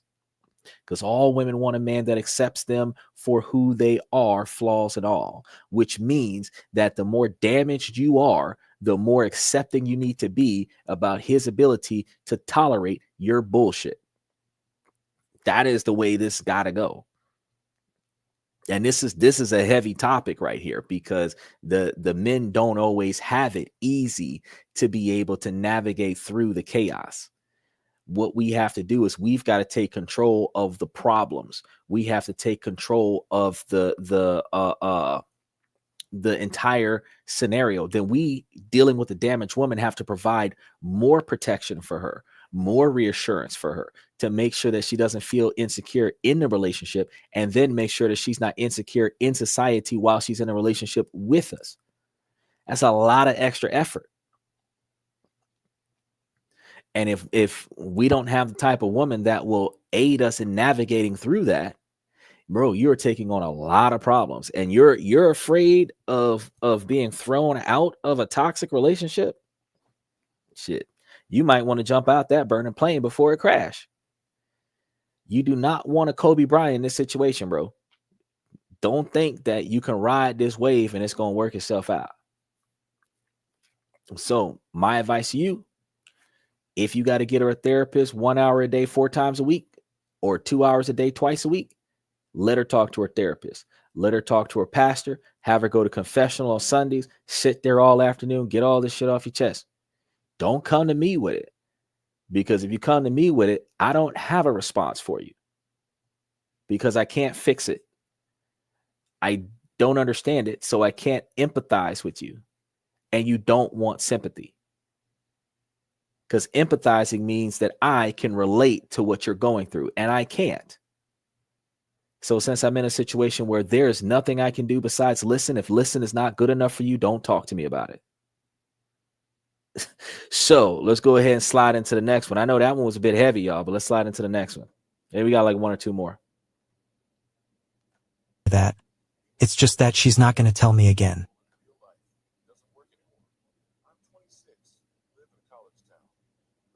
People need to accept that just meet people in real life doesn't work anymore. I'm 26 and live in a college town. Let me tell you my experience. I have gone to several places, restaurants, bars, parks, all completely empty. I have gone to running clubs, all people over 50. I have gone to a fucking speed dating event, mostly guys. People are not at bars. People are not at parks or at restaurants. I'll tell you where people actually are. Sitting at home watching Netflix. I don't know the way to find people. All I can tell you is the whole get off the apps and meet people in real life doesn't work anymore. Just stop giving that advice. And stop telling people to move. We can't even afford houses at this point and live with our parents. Definitely true that. So we are in a problem. We do have situations where we can't afford to get around. So finding somebody is hard, because if you're finding somebody on a dating app, the more dating apps you're on, the more options you have. But those dating apps are putting your profile up around the world or around the country. You might match with somebody, but the person that you match with might not be in your neighborhood. They might not be within your reach. So you're highly likely to have 85% chance that you're going to have a long distance relationship. You do have some dating apps that can work locally if a large majority of people in your city utilize that app. But if a large majority of people in your city are utilizing that app, there's a large majority of people that are hooking up with each other on that app in that city, which means that you're going to be passing by a lot of your partner's exes if they're active on this app. If you can't afford to get to your partner, the best thing that you can do is put yourself on reserve and save your resources so that you can afford to fly or travel to somewhere else in order for you to get the person that you're looking for, which ultimately means that you have to stop trying, which isn't good advice for people who are trying to go and find the right person. Now, I know that sucks, but this is what it is, because you have option B is to actually get off the apps and start trying to find people in person. Grocery stores, mechanic shops, auto parts stores, not the mall, because if you go to the mall, you're going to find a gold digger at the mall. Not the club, because you're going to find a hoe at the club. You can go to a dance hall, but the dance hall is one step away from the club. She might not be as hoish, but the attitude and behavior patterns might start shining the same. The fact is that it's hard. You can't go to church because the church is retired hoes. So you gotta look at they didn't been ran through so much that they ain't nothing left. Now they're going to give themselves to the Lord. They should have gave themselves to the Lord from the beginning and maintained purity. But you're not going to really find what you're looking for. But the truth is, where you find them at is who they are. So if you don't find them doing something productive, you're not finding a productive person. So it's better for you to try to meet people like, and I know we have this policy. We don't date our customers. We don't date our clients. But if you find a hardworking woman on her job, she's more likely a suitable partner for you than a woman that's out there entertaining herself. You find yourself a hardworking man on the job because you're like, where are all the good men at? They're at work and at their house. So unless you're going to start knocking on grown men's doors talking about trick or treat, you're probably do better finding him on his job. You know, whether he's a bus driver, the cab driver, he's your lawyer. Well, you can't date your lawyer, but if he works for a law firm and you bring lunch to the law firm and you talk to all the men at the law firm, you can find you a lawyer just by feeding the lawyers at the law firm. You know, so there are other ways around finding the right person. But it's in a way you're borderline inappropriate going to people's jobs looking for a partner, looking for a date. But that's probably the most compatible people to your agenda. If you're striving to be successful, this person is striving to be successful, and they're striving so hard to be successful, they don't have free time for you to find them at the club or find them at the jazz fest or some shit like that. So the dating scene is rough right now, and with the inflation that's hitting us right now, the increased inflation that's about to happen from the tariffs as of like 2 days ago, come like May, we're going to see so much expensive stuff that if we haven't experienced expensive stuff yet, we're going to be experiencing expensive stuff coming soon. And the truth of the matter is that dating is going to be more and more expensive. Free dates is going to have to be the thing because we can't afford to pay for dates. And the lower valued women are going to treat men like the men are not valuable to them because the men can't afford the inflated cost of dating. But the women aren't going to put out the money or resources to offset the inflation. Then other women are going to feel like they're either going to have to put out sex for the date, or they're going to feel uncomfortable with going on the date because they don't want to be bound by the sex. Those are going to be the ones who are like, oh, let's do 50-50. I don't see the value in you paying for yourself. What you're not showing me team player if you're paying for yourself, because I would have paid for you. So I'm not seeing the team player if you're willing to pay for yourself. Just because LeBron James can make 50% of his shots and he spends twice as much time making shots than everybody else doesn't make him the greatest of all time. But just because that guy's got one of the longest records in the league doesn't mean that his team is great. His team is great because his team was great without him. His team is not great because he's on the team. If he don't pass the ball, the team can fail and he can still have a high shot average. He could still have the most points in the game, but the team could still fail. And relationships are the same way. Just because you show up, if all of the effort is on one person, the team can still fail. A partner is supposed to be the kind of person that catches the slack of the other person. So whatever's not getting done that needs to be done should get done by the person that ain't got nothing to do, or the person that's got less stuff to do than the person that's doing the most. And notice, I'm not saying that women are supposed to do certain things and men are supposed to be doing certain things. The person that's got the most responsibility on their plate in a relationship needs help from the person that has the least amount of responsibility in the relationship. And the person with the least amount of responsibility in a relationship is supposed to relieve the stress from the person with the most responsibility in the relationship. That's a partnership, regardless of who the person is, whether it's the woman or the man with the most responsibility. So yeah, it's a wild run. But if you're really looking for a good partner, you're leaving your money at home and you're trying to see if she can entertain your time with showing her value without you having to open your wallet.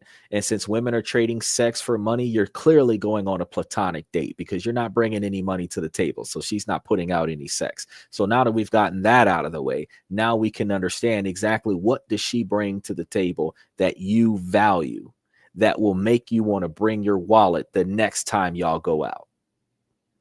And ladies, if y'all change your mentality to that particular expectation, you will come to find that you will find a better match. Close your legs and open your mind to better options. This is coming from a man's perspective. And most men are like, no. She need to throw it back shots. You're not finding a valuable woman for back shots. You're finding pleasure. When there are no back shots needed, she has no value. If I need a somebody to balance my schedule, or somebody to reorganize, if I need you to cover one of my closes while I'm closing something else somewhere else, and all you're good for is back shots, I mean, that doesn't help me. I'm gonna lose out on one of these deals because you don't know what to do. If I have more than one money-making opportunity and I don't have a partner to help me collect all of them, because just like with Ash tried to catch them all, but Ash had a 5-person team, right? Misty, Brock, I can't remember everybody that he had with him, but he had a 5-person team. More often than not, half the gym leaders were following Ash around, traveling the world, while he was trying to collect all of the Pokemon around the world.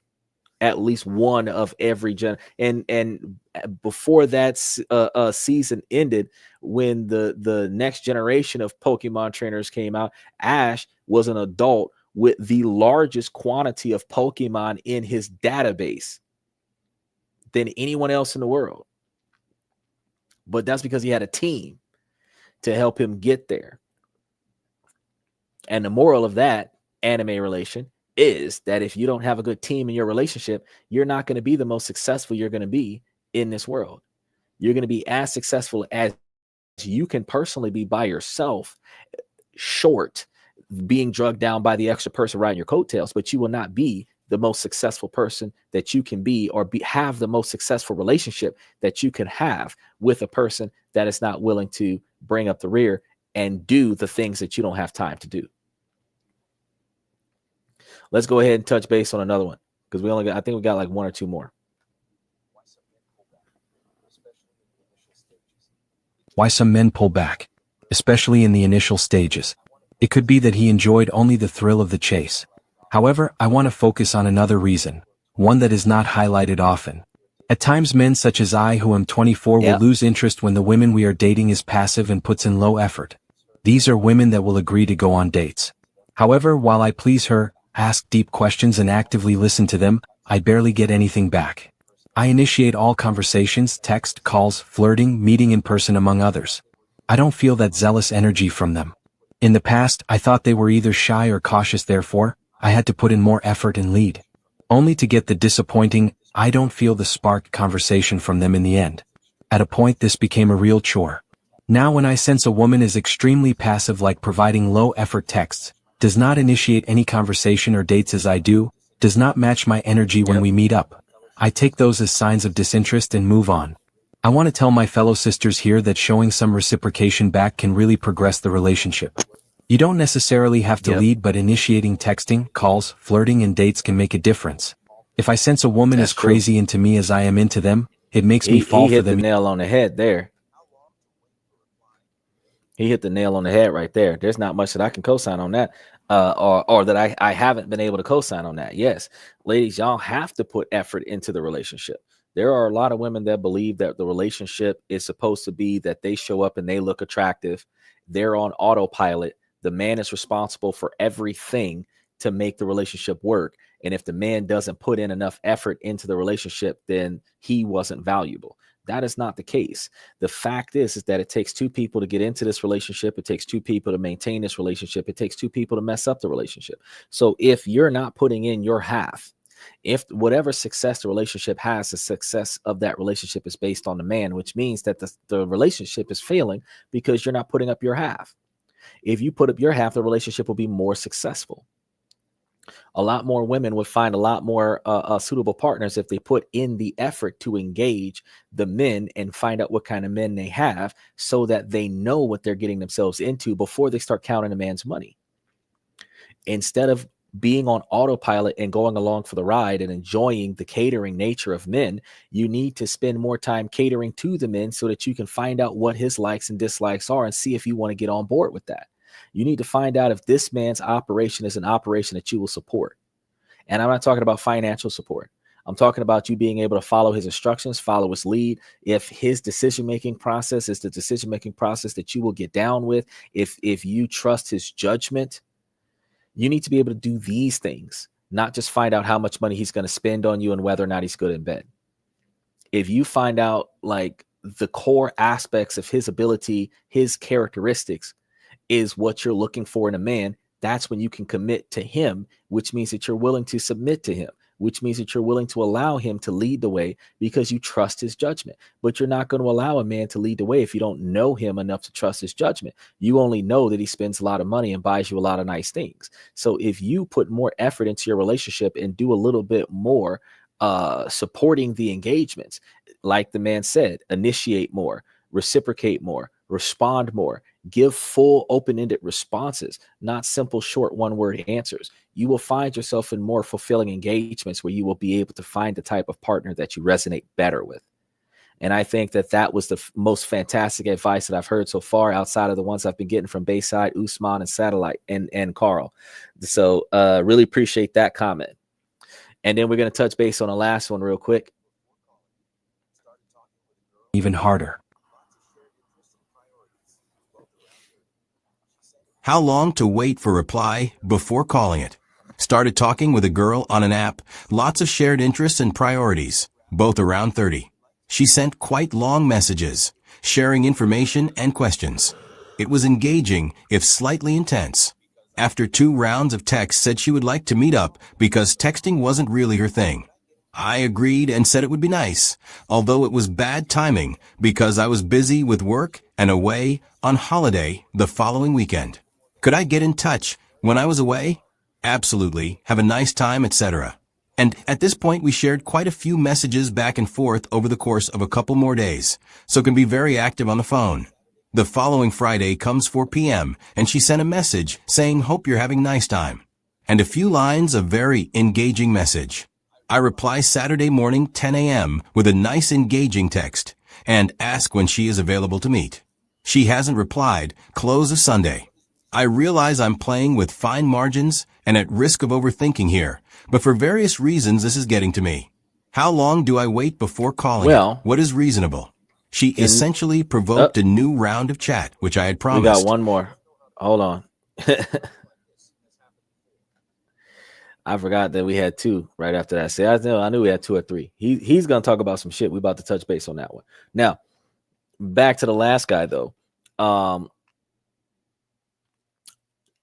You want to transition from text messages back and forth, and you want to transition yourself into video calls. That way you guys can see each other and hear each other's voices. Get used to each other's visual presence. In modern society, that is one of the things that we need to fall back on more than texting, emails, and social media platforms. There are so many free video call apps out there. Skype is an old school one that still works. WhatsApp works right now. WeChat is one that works right now. I think Text Now does it. There's a lot of them, and a lot of our cell phones have like iPhones have FaceTime. Androids have we have Google Duo now that's free. We could use that, and Androids have the video call that works with FaceTime. Couple text messages back and forth, initiate video calls. From that point forward, the only time you should text each other is when one of you is in the middle of work. But if you're not at work, you're always video calling each other. If they text you, video call them back. If they video call you, answer unless you're at work. And you make it a point to leave your relationship no less than a video call unless you're responding to a communication while you're at your job, because you're not supposed to be using your phone at your job. This maintains the most effective level of communication in your relationships, long distance relationships, new relationships that just started online and is transitioning to in person, until you can factor this person into your daily operation. And during those video calls, you should be able to find ways, because you could do stuff like wander around the house, you can cook, you can clean. You don't want to shower or anything like that while you're on a video, because you want to reserve that type of behavior until after you guys have spent a lot of in-person time together. But everything else that you do, you should be able to do with this person while you're on a video chat. Charge your phones up, bring up backup batteries, all this other stuff. If you guys can redirect yourselves to go and meet this person, you want to go and meet that person if possible. And then you want to be able to set the standard and the dynamic that you will meet this person as soon as possible, and then try to invest as much in-person time with that person as possible. And then again, if you've got to work a lot, meet them after work. Meet them on your way out for work. If you work nights, go and see them before you go to work. Have them take you to work. If you work days, meet them as soon as you get off from work. If you work overnight, you get off in the morning and that person's available in the morning, go see them on your way home from work. Make time. Because otherwise those dates will phase out, because as soon as somebody else is showing interest, people, everybody, men and women alike, focus on one person at a time when they're in a committed long-term relationship. Every other option that is not that long-term option that they're exploring gets ghosted until that long-term option falls through. Then they will return to those people that they ghosted and try to reach out to them again. But that circle back that you keep experiencing is not going to give you any fulfillment or any type of validation. So you ask me, how long do you wait before you call it quits? Well, you messaged her once. Give it a day or two. You message her one more time. That's it. If she hasn't responded to you within 4 days and 2 text messages, that's it. If you're going to do a third, where you're going to try to call her one day and see if she answers the phone within this week, within 6 days of the last time she's responded to your message, if you're going to call her one time and see if she answers the phone, and it turns out that she doesn't answer the phone, that is it. It is dead. You're not even trying another time.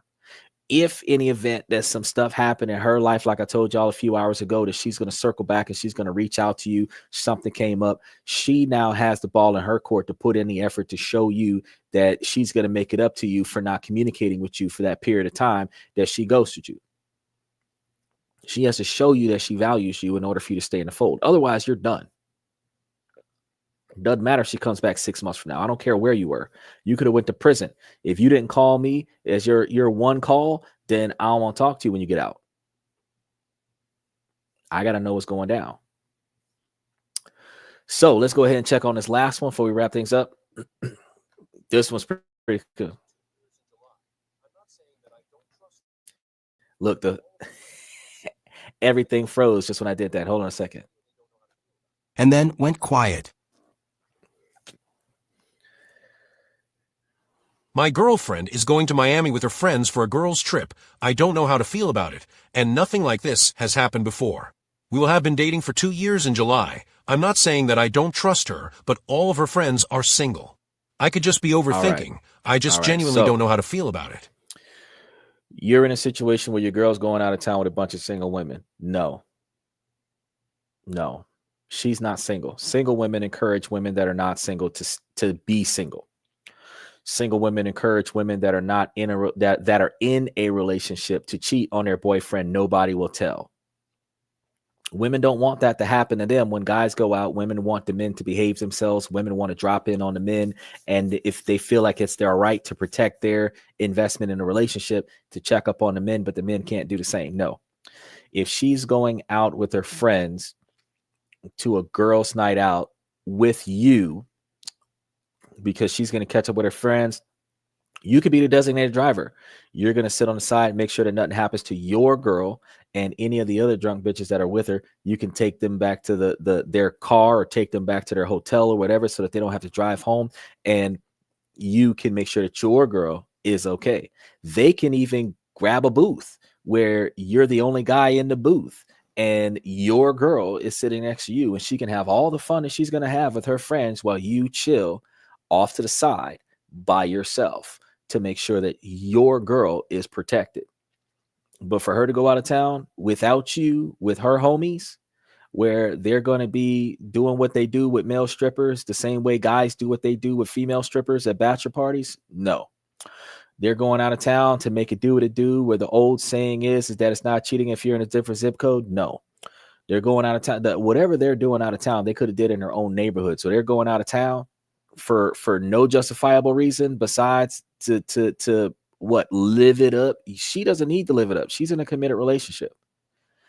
She has already passed that phase. They want a thrill in their life. You don't need a thrill in yours.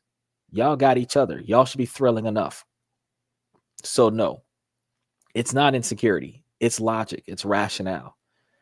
If I grab a girl and I fly my girl to a different country, she's living with me, right? She wants to go back home and visit her friends and family and catch up with people. That's fine. We're going to get a round trip ticket. We're going. I'm not going to send her to go somewhere else to go and live it up with other people. We are a couple. We are a cohesive unit.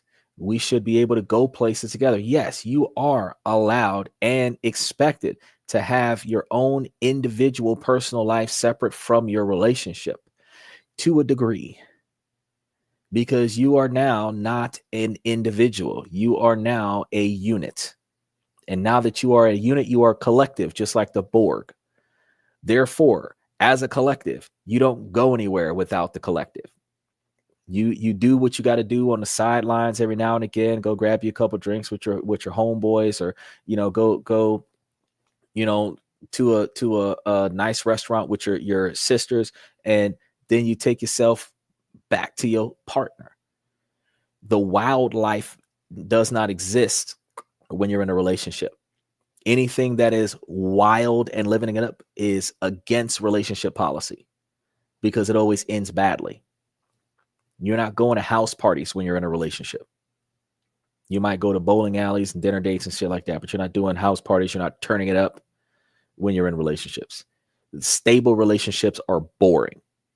That's why the young generation don't want stable relationships. They want the free relationships, the no commitment relationships, the situationships, because they want to be able to live the wild life until they're 35. Then they want that boring. They want that stable. You're not going to find stable at 35, 40 as a female. You'll find stable as 45, 50 as a man, but you're not going to find stable past 35 as a woman. You're going to find casual hookups with random guys, because the value is not there anymore. And the older you get, the more you're going to be willing to pay for a man's attention, because the value isn't there anymore. You'll notice that on a lot of these dating sites, the women that are paying for the membership and making first contact with the men are women in their 40s. The women in their 20s, free app. The women in their 30s with kids, limited membership. The women that have already hit menopause, their kids are adults now, premium members. That's the thing. It's not a situation. So they don't get serious about locking it down until they're middle-aged. But the fact of the matter is that a man is not financially valuable until he's middle-aged. No middle-aged man wants a woman that can't give him a legacy. Doesn't work that way. Whatever the excuse is going to be, a 40-year-old woman is going to be passed up by a 28-year-old woman every day of the week. It's not fair, but a 20-year-old man is going to be passed up by a 45-year-old man every day of the week, especially if that man's got money. A broke man will get passed up by a man with more money every day of the week. So it ain't fair on that dynamic either, but that's the way things are. So if she's got respect for her relationship, If she's going to call herself going out there to Miami and living it up with her homegirls, she should be communicating with you often, checking in regularly with video communication so that you know that she's okay. She should not do anything that she can't come back and tell you with confidence. She should not go anywhere that she can't show you on the phone. And she should make sure that she appropriately removes herself from anything that could potentially tempt her to damage her relationship with you. If she's not willing to do that, by the time she comes back from Miami, you're going to be forgiving her for a mistake that she made. Yeah, it could give you a pass to cheat on her later, but you've already destroyed your relationship. You're not going to, the trust is gone. You're not going to see each other the same after that. And you're going to be dealing with toxicity after that. I don't agree with it. So that's all I have for you guys for today. I actually got a situation that happens in 13 minutes. I want to make sure that I wrap things up with you guys respectfully. I also got to take the dogs out. So a special shout out to Bayside for running the long haul with us tonight. I really appreciate you guys coming to tonight's show. Make sure you stay tuned for tomorrow's show. We're going to be live at about 10 o'clock, a little after 10 o'clock tomorrow because I got to piece everything together. We are live 7 nights a week. So make sure that you stay tuned, like and subscribe. Make sure that you hit those reaction buttons. Any comments that you guys have that's going to be coming into the comment section, as long as they're appropriate during the outro for Higher Ground, will go up onto the screen. I'll still be here hanging around. So make sure that you guys stay tuned for Higher Ground. Ladies, as long as the situation doesn't make sense, I'm going to keep asking y'all ladies to make it make sense. So ladies, please make it make sense. We're about 72% of the following is men. So a special shout out to all the ladies that are jumping in and growing the channel. And I really appreciate all the fellas, because without you guys, this show would not be anything. So really appreciate you fellas for showing us love. Special shout out to those of you that are watching us on Twitch and Twitter. You guys will grow the courage to start talking to us in the comment section as well. And I look forward to seeing that happen. Until then, thank you guys for coming to This and That. I'm your host, Xander, where we talk about this, that, and everything in between. I'll see you guys tomorrow night.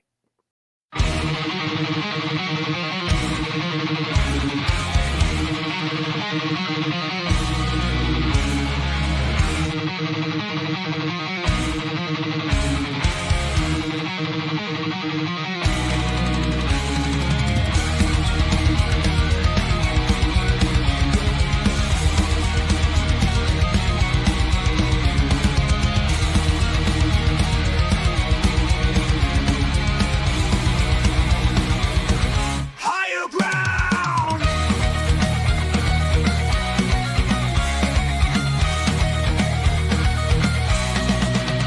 Used to chase validation, now I validate myself. Building inner strength, putting doubt upon the shelf. No more unnecessary drama, no more wasted time. Climbing higher, constantly making my own climb. Standing on higher ground where excellence is found. My potential knows no bounds, raising the bar, breaking ground.